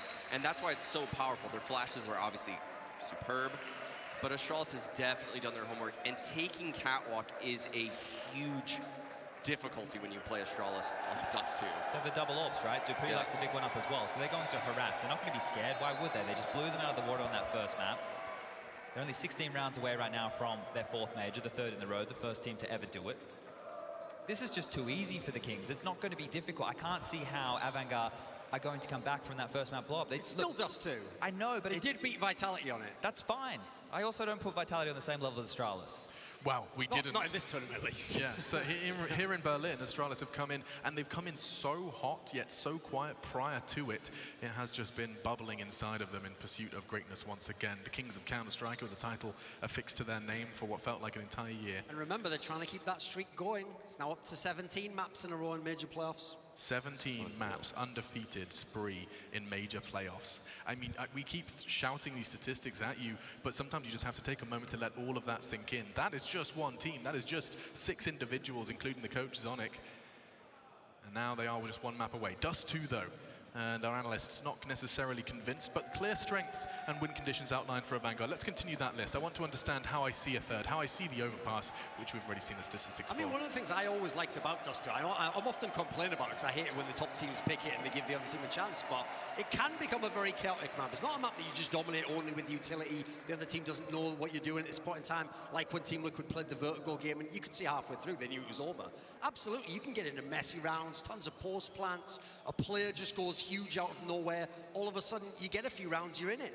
Odds from GG.bet, you can see once again favouring Astralis, and understandably so, as they have come in not only as favourites, but it seems the fans are always a fan of the underdog story. 38% of you giving Avangar some love on the Strafe app. It's on iOS and Google Play. Time for team talks, and I'm so interested to know what happens in those last moments. Astralis probably just saying, boys, don't underestimate them. We are one map away from writing history. Yeah, so Astralis actually, I'm not even sure what side they're going to want to pick here, CT or T side, but on their CT side, what makes them so hard to deal with is they have such good protocols to stop long rushes and mid-B splits. And those are the high variance scenarios, in my opinion, on Dust 2 that a lot of the top teams struggle with. But you'll see them, the Ts are lining up to ready to do a mid-B split, and they just get smoked off at doors. And then they stall out, and then they try something different. And then Astralis is there waiting for them at that next scenario. And they read the map so well. So it's going to be interesting to see like how Avangar can approach that. And that read, we use that word and use it so lightly, but we've seen evidence of it in this game alone, where they just seem to have a complete understanding with very little cues as to what their opponent is up to. We heard from Glaive yesterday after they won that match that he noticed something against the NRG game. When they threw those grenades, he knew he could push. That's the detail they have on every team. And going into Dust 2 right now, we've seen a lot of that from Avangar. The only way that they can win this one is if they force Astralis to play their game or make it nice and scrappy and hope their individuals can step up here and really perform on the big stage. It's going to be such an impossible task for Avangar, but that is when the very best games of Counter-Strike happen, when it does look all said and done, when it looks like a guarantee. What are your final thoughts, Sean? Yeah, I definitely think this is a map where James can come to life, right? He can get those catwalk picks. We saw him go for those B aggressions a little bit. He can go lower B on T side with his AWP. So it's so important that Avangar gets James activated on this map. Yes, and that's what we'll go and watch, actually, because it sounds like it is time for our grand finals to jump into map number 2. Mercedes-Benz Arena, are you awake? Are you ready for map 2? A fantastic crowd, a fantastic team. Now Astralis versus Avangar venture to map 2. It's Dust 2, Avangar's playground. Let's see if they're up to snuff. Thank you, Alex. Yes, indeed, we're ready here. Astralis versus Avangar, map 2 of the grand finals here at the Mercedes-Benz Arena in Berlin. Jason, how do you feel about this upcoming game? It's going to be wild on Dust 2. Surely we can see Avangar do better. You need Sanji to come alive the way he started out on Inferno. You need James to be really impactful.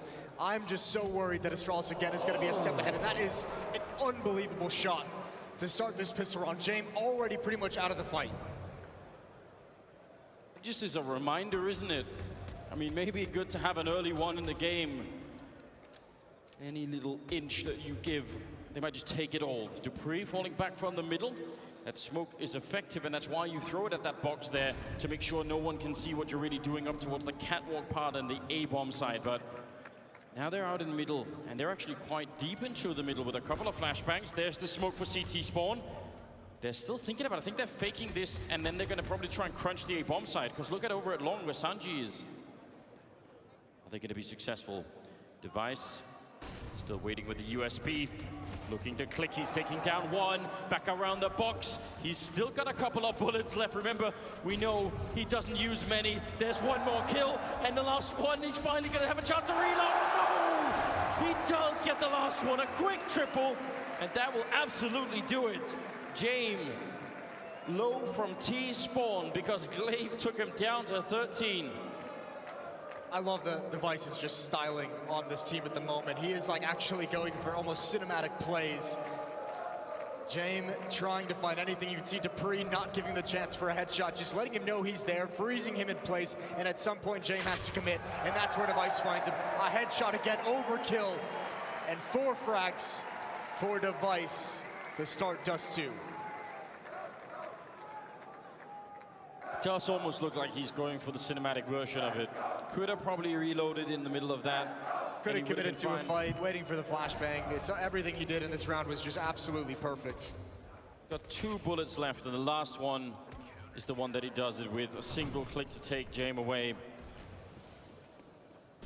Well, in case you had forgot what things were like on Inferno, then, you know, we're right back into it. Yeah, that reminds you real quick. In case Avangar was getting cheeky, thinking that they'd have a chance here. Astralis trying to quickly shut that down, and that's the thing, if Astralis goes on another big win, it is like the psychological warfare, like, guys, stop trying, like, you can't handle us at the moment. Through the smoke, Glaive and Adren facing off, yet to see each other. I mean, that's a hard feeling to shake, right, when once it's in your mind that they're just so good. Yeah, once it creeps in, it takes a hold, and it is not an easy thing to get rid of. And in some ways, that feeling is actually responsible for a lot of what's happening inside of a Counter-Strike game. It isn't just, it's not that Avangar aren't mechanically good enough to be able to win some of these fights, but it all stacks up over time, and you just feel like it's too much. Sanji with a nice headshot, and the bomb has gone down, but a flank coming in from Dupree, and they have no ground with which.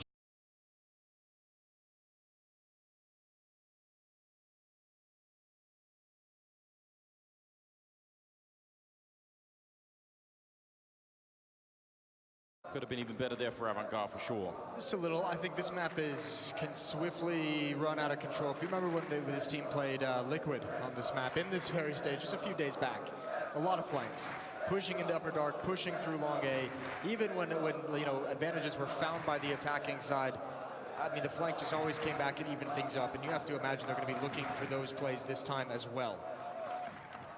2-0, and the weapons come out. In the third round for Avangar, James has his AWP and some armor. There was a lot of discussion on the desk on the various ways that Astralis just shuts down opposing AWPers. And James, I think, got a taste of all of them on Inferno. This time, no one from the defense challenges. They're fine letting them have control of this. Where are they? A bit of a later retake, it feels like. So that means they're definitely going to check this corner. Gotta give it to James. I mean, really, they don't have a great first map. And already just out, he's standing on top of the flames, and there's no backup there. That might have been the real issue. He goes down. A refrag, a sip is taken out, but still might not have been worth it. It's a lot of utility used by the defense. Look at the players that actually take long. Glaive has nothing, Device has 1 smoke. All to get that opening kill. Now, they did do massive damage onto Sanji, and they've regained control of Long A, which is quite nice to have, especially because Device with the op can play supportive between the bomb site and the pit. It looks like he'll actually have a role to play in the end of this round as Buster and Adren go towards Catwalk, Kickert and Sanji for Long. They're going to attempt to split this A bomb site. And a lot of it depends on how impactful these 2 players coming out of double doors can be. Well, if either one goes down, you have to assume the next guy will fall not that long after, because they're sort of dependent on either one holding an angle each. 30 seconds now, and they're starting to make it. Avangar, oh, that's perfect timing. Sanji, and you can see immediately Glaive has to fall out of Long. He's looking for that headshot, but Adren will take him down. And this is beautiful. Immediate save call for Astralis. I'm amazed that just happened. I mean, great shots from Avangar, fair play, at least on Glaive. Device just went down for free. That's a rare mistake. You're not going to get many of those out of Astralis. I have no idea why they decided to call for that rotation. They were set up perfectly. You can play retake on that A bomb site, especially with the 4-on-4. You have Device with the op. Glaive just needs to hold pit, and you can manage that scenario. The fact that they swap out and Device doesn't actually look towards Long is just exposing yourself for, you know, the exact thing that happened. Very rare mistake out of Astralis. So whenever you get one of those, if you're playing them, you've got to take full advantage. You have to build on it. Look at this money that Astralis has. It's not a whole lot. $0 on Dupree, who's already got an SMG. This next round is is a chance for Avangar to go out on an early lead on Dust 2, and that would be spectacular. That could get everyone going. It would be so cool to be able to see if Avangar can play with a lead. If they can build some momentum, if they can go on a run, if once they get that lead, we see that confidence come back. I mean, this should be a very different style map for them in a bunch of different ways. The aim has really looked good on them. Jame with that AWP, just any kind of thing like that to fly off early on. But again, this is one of those potential heartbreak moments that we've already seen many times where you sort of have them almost broken, right? Bending about as far as they can in terms of the money, but if they win this round, then it's that you'll be the ones left with a weird feeling. Good damage onto Dupree. 41 health. Boost expecting some kind of a B-split here. That's why Magisk is in that position, to kind of meant to counter the smokes that go in there. Look over the smokes, and you can see Glaive as well long behind the double doors, and that can also turn into a very fast flank if there's any kind of mid to B split or heavy catwalk play. Doubled up in Goose is the rest of the A defenders.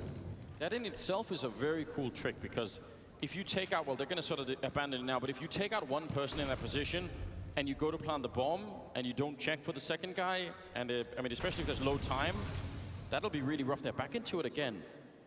If you look at the timer right now, that's the thing you should be worried about. If it goes below 20 seconds and they're still in that double position and Avangar go to plant on the default plant now, they're in trouble. That's going to be trouble. Well, Adren also just used a smoke. Panic used it onto the Molotov. Didn't want to get forced into the open of any kind of aggressive play from the defense here, so that's one smoke they won't have for this take. Here come the two, so they can cross over to the corner. Molotov out. That's going to slow things down even further, and Device is going to commit to that next battle. He needs to be a little bit aggressive so that he lets himself die before they actually check the corner. Adren going to go and look for it now. They're both weirdly hiding inside of the smoke. And there's Device. One good kill, but are they going to misread this? 12 seconds left. Zip lining himself up in the corner, and that's the trap. They planned it all along, and now they're almost out of time. 5 seconds. They go for the bomb plant. Magisk coming up with a kill. The bomb will go down in the last possible second as Magisk picks up a double, and he's not defusing yet.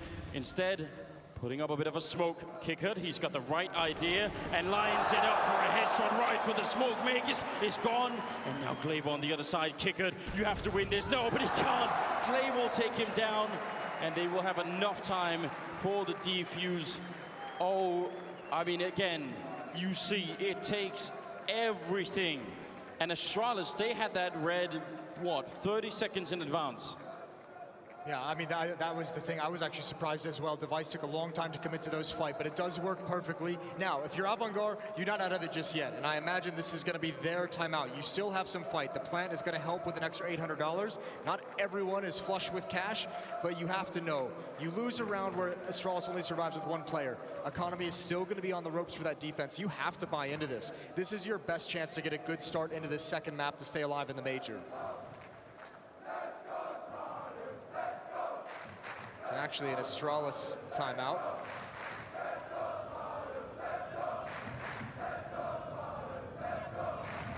Chance for Sonic, the coach behind them, to have a say, calm everybody down. I mean, all things considered, despite how good Astralis, the decisions they made, how well that was played, I mean, there was still a moment there where Avangar had the player lead, had an advantage down the stretch in this situation. Yeah. Oh, looked like it was so close.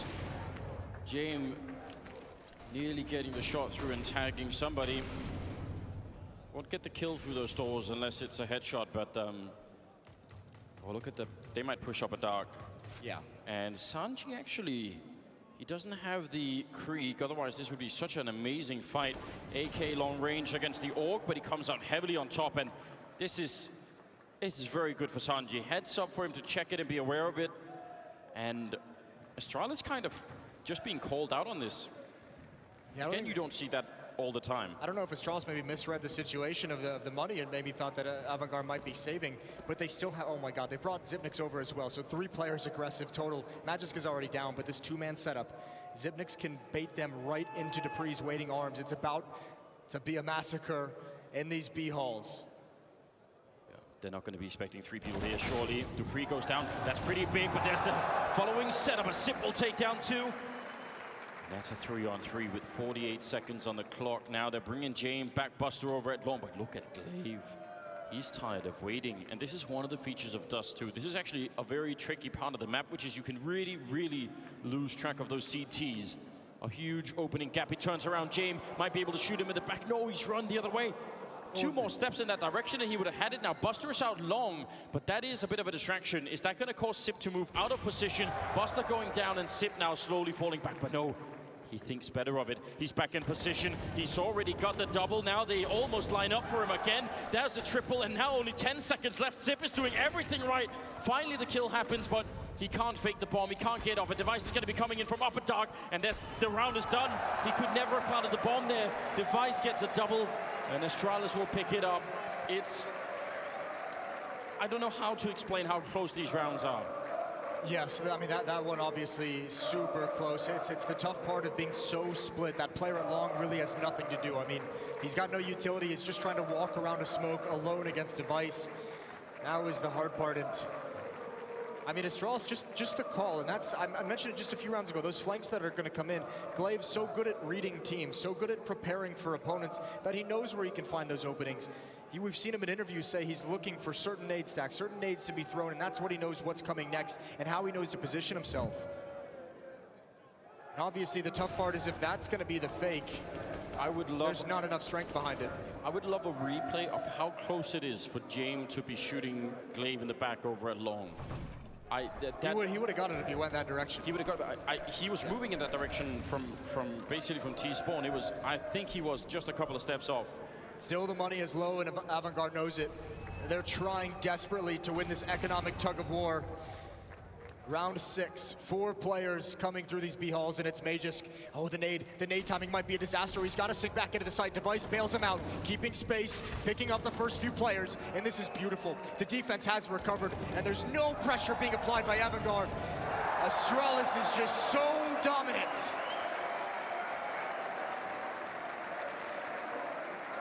If you get stopped right at the lip of that, hold on. Okay, that's exactly what they did. And they just got wrecked. She'd been waiting all along for that. I know, she was waiting for the And that was advanced level memeing, wasn't it? She's, I don't know, got a degree in memeology or something like that. It's impressive. If you get stopped at the lip of that B bomb site and there are people peeking in through the door, there's one on the bomb site, there's one in the window, you have no idea where to look. And that's what happened at Avangar. They were just all sort of waiting there, and every time it was a new position. Magisk on the bomb site, then Device through the door, then Sip through the door. It just gets worse and worse. That's, once again, heartbreaking. I think his Device with the first kill was the big one. To give Magisk the time to find safety. Yeah. Now Avangar slowing things down, and they don't have a lot of utility. One Molotov, one valuable Molotov used just now. 2 flashbangs, 2 smokes, and 1 more Molotov for this entire round. So Avangar, perhaps to their strength, they're going to have to win some aim duels. The tough part is taking like an aim fight against someone like Dupree and Device with these ops. They're so effective. It almost feels like suicide, and Zipnik's now going to get into a new position. And this one, we've seen it so many times in this tournament. It can gather so much information based off noise. Flashbang perhaps to force Device off the angle. It doesn't work, so James is just going to lose. And now Zipnik's again, pushing forward, finding the gap, and acquiring more intel for his team to use. I bet if you went and look at how close that grenade was to flashing Device, you'd be sad inside. Because it did bounce into the lane. It was off by not that much. Now Glaive, again, we talked about this just losing track. You're in the middle of rotating. Now Sip taking down Buster, and Device up here at the ramp does finally get shut down, but only 15 seconds left. And it's a 2-on-4. A bomb plant, I mean, it's going to help you a little bit. Sip not willing to jump for it, instead just trying to play this one safe, and that will shut it all down. 6-1. Oh, sorry, 7-1 it will be. No, they didn't even get the bomb plant down. No, the nade came in and stopped it. So, yeah. Wow, Astralis, so 6-1, but it's just entirely crippling Avangar. But that's the thing. That op spot that Device is playing in, that's a very common defensive position these days. You need to have a flashbang. You need to have a protocol to force him off. And I think James is finally getting that lesson. I think it was Sean mentioned it on the desk. James in this event has been very good and very willing to just straight up take fights against Device with an AWP. You're not going to win a whole lot of fights just dry peeking into a Device who's holding an angle with an AWP. No. And he's learning that lesson the hard way. Device is such a strange character when it comes to the AWP as well, because we've never really thought of him as like a main AWPer on the same level as has been on some of the other top teams, but oh, what a flick from Dupree. That's so quick taking down a Dren. But think about how Device in the past has out-AWPed people like Fallen even, who perhaps had a more permanent role as AWPing. So it's like he can do it in certain circumstances, and maybe that's some of what James is feeling right now. It's like the utility is just so brutal. It's just a constant stream of grenades. Zip is going to get into position. Magus rotating over as well. Another nade coming in. More nade damage dished out. And now Zipnik's spraying him through the smoke. It's just unfair. You are watching Astralis create a frag movie in front of your very eyes. Oh, the truly jarring juxtaposition between those two teams. You see Astralis just sort of casually laughing and having a good time, and then on the other side, Avangar stone faces as they are just reliving the absolute beating that they took on Inferno. 16-60 ending scoreline there, and it was a very similar opening here. Now 7-1 on Dust 2. It's Avangar's map pick, and again, in a very similar fashion, they have had a bunch of close rounds. That's so good, isn't it? It's a thing of beauty. So is that. Just a follow-up HE grenade.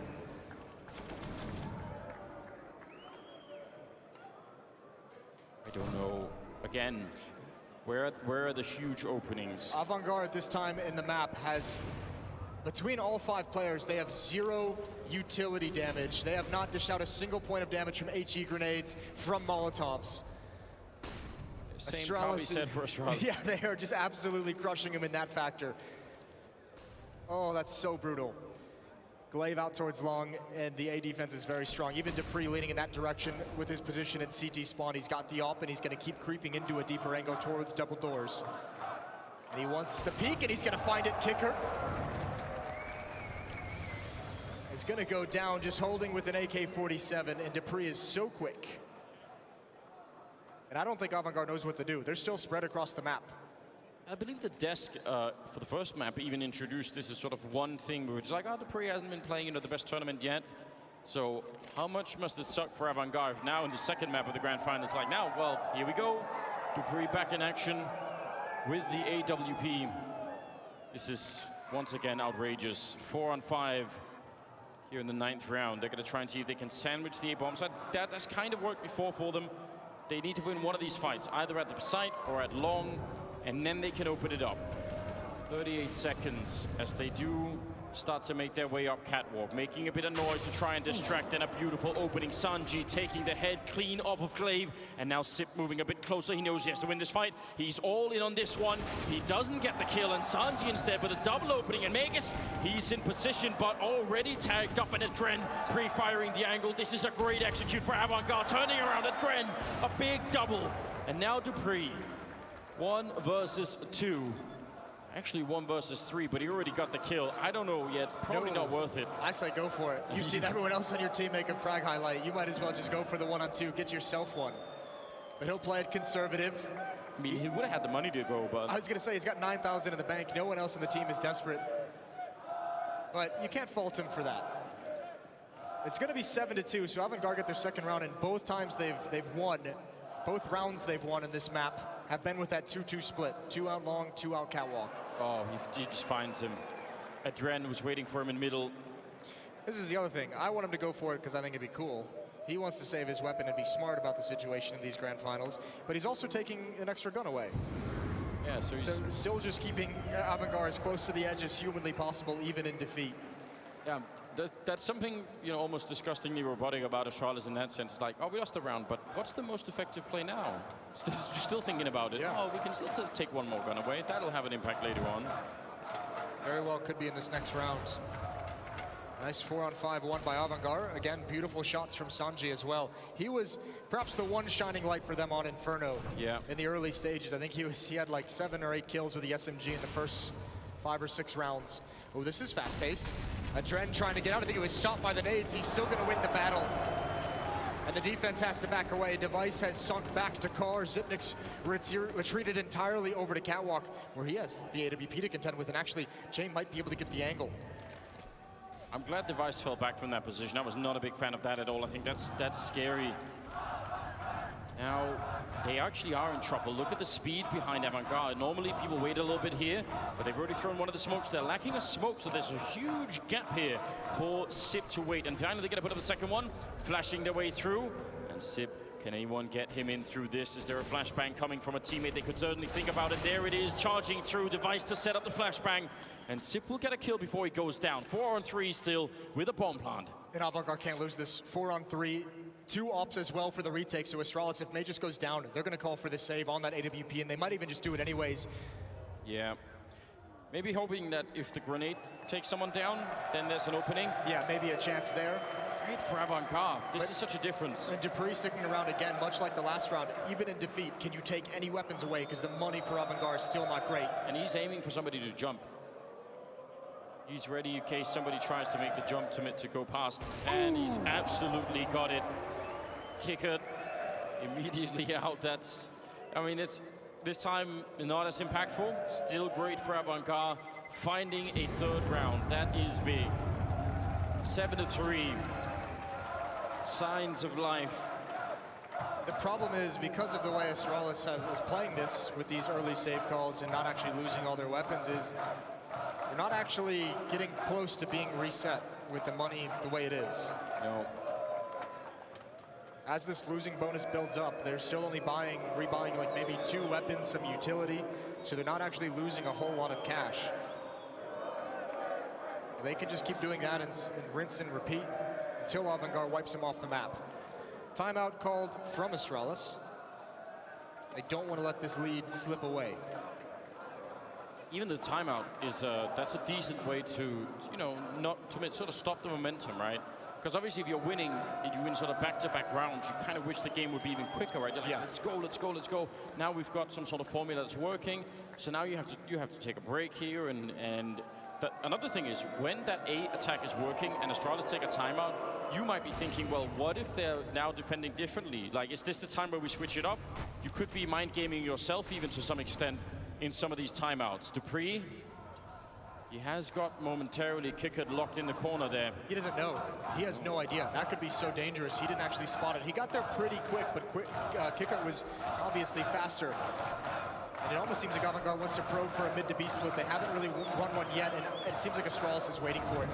Yeah. Zipnix and Magisk in CT spawn. Dupree peering into the upper tunnels, deep into it with the op. They're waiting for it in a huge way. Glaive over at long, winning the fight against Sanji. Device falls off the ledge. I'm not sure if he might have even wanted to stick around for a little bit. I'm not sure if that was completely intentional. The Molotov, I think, would have probably, spread onto his initial position. But if you can walk back and let them walk into it, that's not a bad way to deal with that. Bomb being picked up. That smoke right there that's been put up at the ledge could mean any number of things. Glaive still holding in pit. That's a big win for Magisk. No one to trade. No one else even came out mid with the Dread. He just went and found the duel. Zipnik's rotating over. And I'm not entirely sure what the plan is for Avangar. It seems like they're not. They put Jame in the middle of the map to try and cut off rotations. He's done just that. But oh my God, the hops around. He somehow survived. And a big win for Kickert with the bomb. Now sinking back. But even if they go towards this site, Dupree is still here with the op. The smoke is going to help only so much. And Glaive on a big flank again. Back here, the Molotov is out. Dupree taking a lot of damage, but still taking Kickert with him and almost finishing the round there. 9 seconds. I don't think Buster can do anything. He can't really get the bomb plant down. As long as Dupree's there, he gets the kill, but Device drops him. And there was no time anyway. Another round on the board for Astralis. I don't know.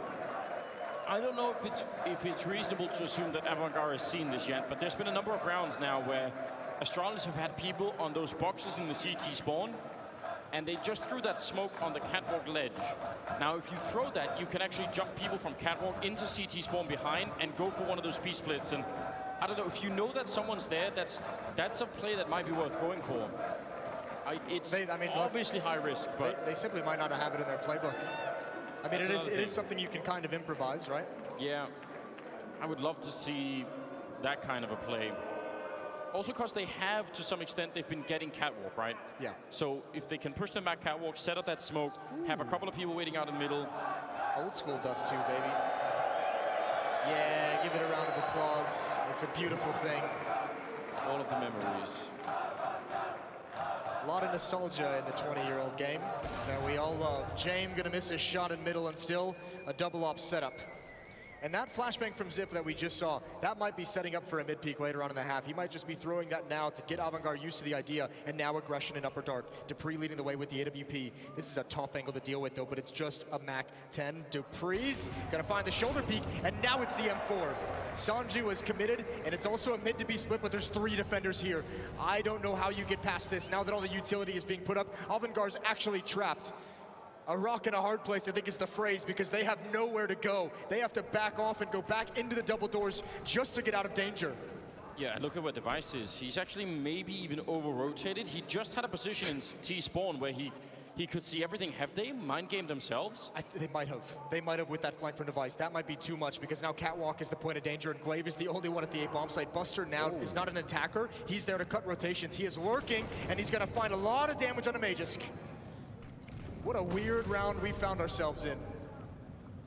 Glaive, oh, the damage spreads. There are some weird mistakes in this round for Astralis that we're not used to seeing at all.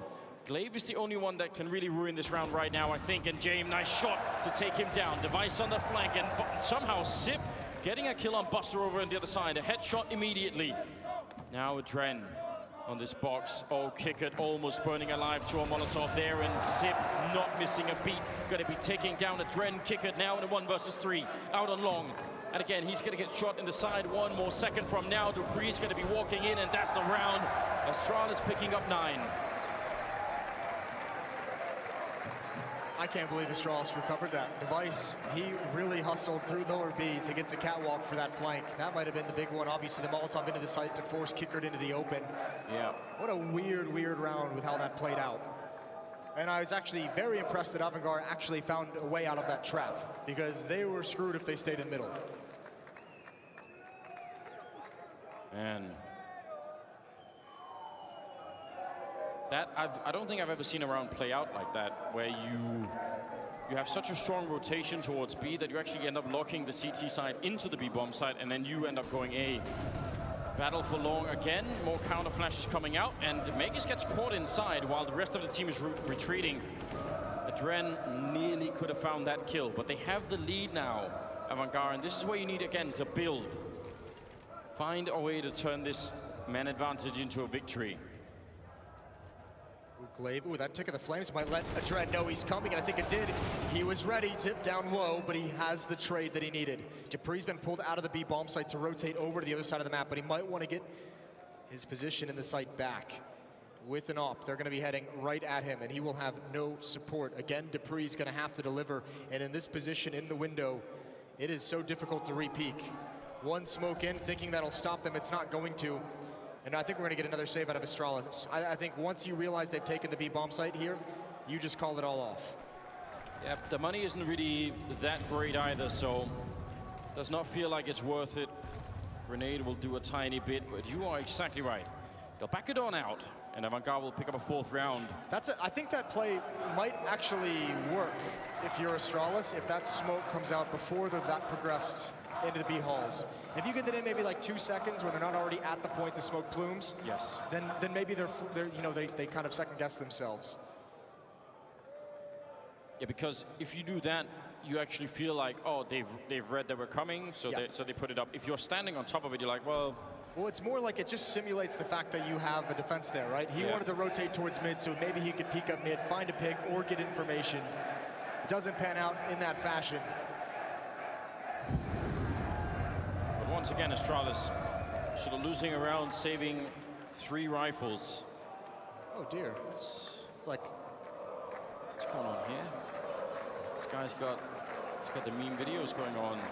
Oh. It looks like is that a metaphor for I was this going to game? say, it looks like Avangar's Inferno.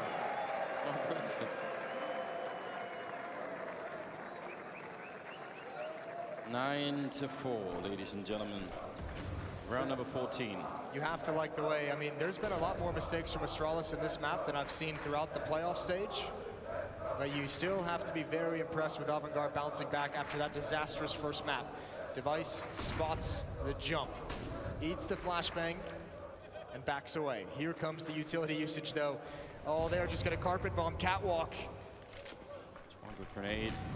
Sip waiting a little bit. They're jumping down through the smoke to run towards the bomb site. Dupree is there, and Sip shooting in the back, taking down Kickert. A 5-on-3, and Buster, he can't really see, knows he's down there somewhere, but unable to find him. And Dupree happy to fall back. And actually, Sanji very aggressive to find that kill. That actually might be worth it. I was gonna say, normally, that's a huge risk to take, but you maybe have to do that right now. If you want to take down Astralis, maybe some of these risks are necessary. They've got no more grenades left on the Avangar side, and holding on to dear life on this bomb site. 3 versus 4, and the Danes have all of the grenades, and they're going to try and see if they can take this round back and get to 10 in the first half. Sanji waiting up here. First victim in front. That flashbang doesn't really do that much. Dupree trying to set up another one, and Sip goes down. Glaive with 1 frag, and the turnaround. This Device will take down Sanji, and they are on the bomb immediately. It's close, but not close enough for Avangar. 10-4. That is such a beautifully set up retake from Astralis. They controlled everything, even without actually being in the site. Glaive had control of Long. They had Magisk on top of the Xbox controlling Catwalk. They had everything set up so that Avangar could not escape the site. When the retake eventually does start, everyone from Astralis knows exactly where Avangar can actually be. And if you can't get out of that bomb site in the post plant on the T side, you're screwed, especially with the man disadvantage.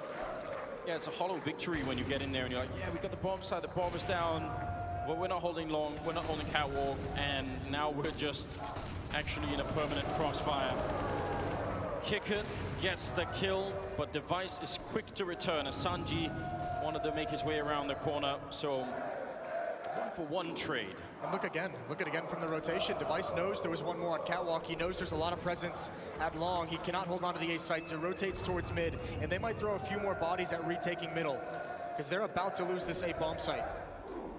There's 1 smoke on Buster, not enough for the cross, so it's gonna have to be improvised. It might be a fighting cross, and Dupree's got an AWP. But Device just heard James running back. He's now sneaking in over at Long. No one's watching it. And James just came from there. I mean, now he's thinking about it. He's looking for it.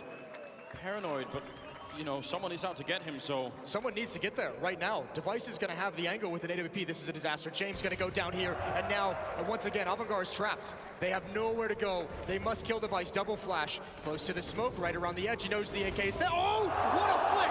Sees the tracers. Here's the action, and he's got another angle now into the bomb site, and Device is just raining down death. What a problem. Restricting where Avangar can play. And they're all gonna fall. Device again with the deagle. 4 kills. He does go down.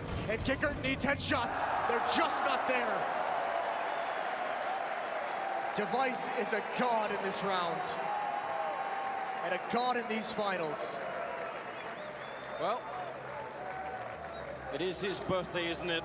And right now, he is truly playing a phenomenal game. The flank coming in over at Long. You think it's enough that he can just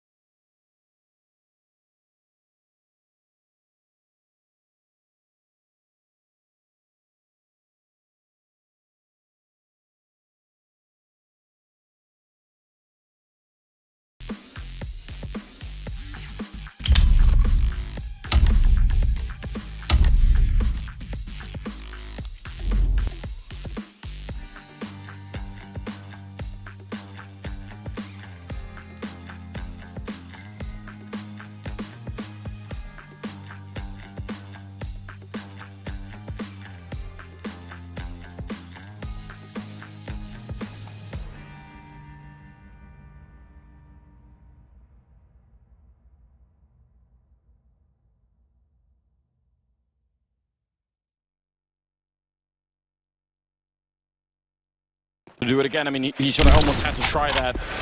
That's now down the middle.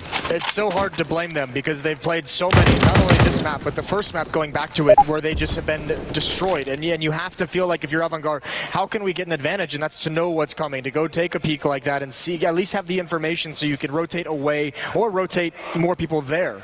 Well, it's just way too committed of an information play. That was a wide swing out. It was a wide swing, and in a different scenario, I think, you know, they're up close and about to make the crossover, and Sanji goes for that flashbang. That probably works really well. But they were all the way down in pit, so he's just in the middle of the lane, and they're all there. Man, how do you do this? 13 and 5, Kriegs, an AK and an M4, and they have no money to fight with. Avangar, I mean, again, Astralis are hitting such an absurd level in this game. Here we go again, just pistols to defend, and yeah, they really are. And this is them taking advantage. This is even a game where we talked about in the first half. We noticed like 2 or 3 rounds where there were some mistakes on the Astralis side, which you don't actually get. Yeah. And May just fragging away at Upper Dark.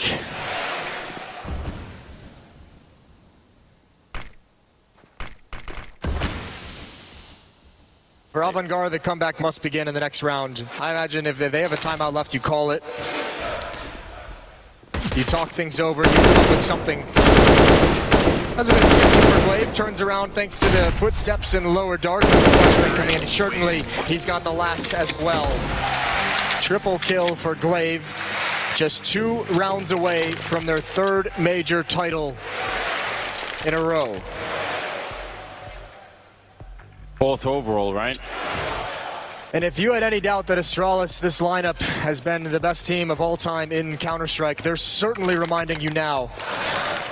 Yeah, there's been a lot of discussion back and forth over time, but with this kind of evidence, I don't know what would you really say. 22 and 7 for Device on his birthday in a grand finals, 2 rounds away from winning it. It's outrageous. Finally, some weapons here on the Avangar side. I don't think we keep guessing as much as we want, but until they show us, we're not going to know how they can make this work. So it seems like even opening kills, that's not always going to do it. Avangar with a similar setup as to the one Astralis were doing, with sort of 2 backed up in that A corner, and instead it looks like Buster alone with an M4 here is going to be put to the test. And again, that just seems absolutely cruel. Up on the box, and Dupree probably going to be checking this corner. He's thinking about it, and there's the immediate peek in the shutdown, and you might as well save. Long waiting for Adren, going to win that fight too. I mean, Astralis, they only hit that bomb site with 3 players. They were just so convinced they were going to find that, and what a dirty way to peek it. The guy close up, who's not even clearing the boost, peeks first. He's the first person to get shot at. And then the real peek comes in to clear those top boxes, and that defender, Buster, he's got nothing to do. There's no way he can win that fight. And Astralis, again, so much money, no more saving. Now it's time to take everything away from Avangar. Leave them destitute for the final round. Don't even let them fight to stay alive. Yeah, they're coming for them. There is no mercy on this Astralis team right now. They know what these rifles mean to Astralis. It's all they have to fight with, and one of them is gone. No matter how much they lose here, Astralis just take the last bit away. It's not just starting to look a bit better, and Device unable to find anybody else through that smoke. So finally, there will be a little bit of respite here. 15-5, ladies and gentlemen. It is tournament point for Astralis. Avangar need 10 in a row to try and get into overtime, and I don't know if there's anyone, not even the 2% that are left, that could actually believe in that.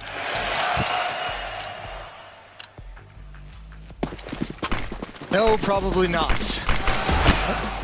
It's got to start right now with Jaime. Kickert's going to be close up to the door. They put Jaime in the B-bomb set with the AWP so they can stack more defense over at A. But Astralis, again, simplifying these tactics. Pop flash comes in. He dodges it. Here's the turn. And all one win from Glaive. Sanji's here to try and pick up the pieces, but even he's backing away from the fight. Into CG spawn. Jaime is all alone, and he doesn't know where to look. Doesn't know what to pay attention. A missed shot. and he's gone. And Astralis delivering the final uppercut to knock out Avangar. You can't miss anything if you want to even have a chance here. Sanji rushing up through upper junk. Dupree is ready to take him down. And now there's no more retake from that side. It's Buster and Adren. 2 versus 4. An impossible retake by any standard. Device will take down Buster, leaving Adren in a 2 versus 4. And ladies and gentlemen, they've done it for the 4th time. Astralis win the major in Berlin. The 4th time overall, 3 total in a row. They have just re-established dominance. Forget the hiccup that was Team Liquid. Astralis seems back and in a big way. This playoff run is historic, and there are some of the fans that are around the world. What a statement from Astralis.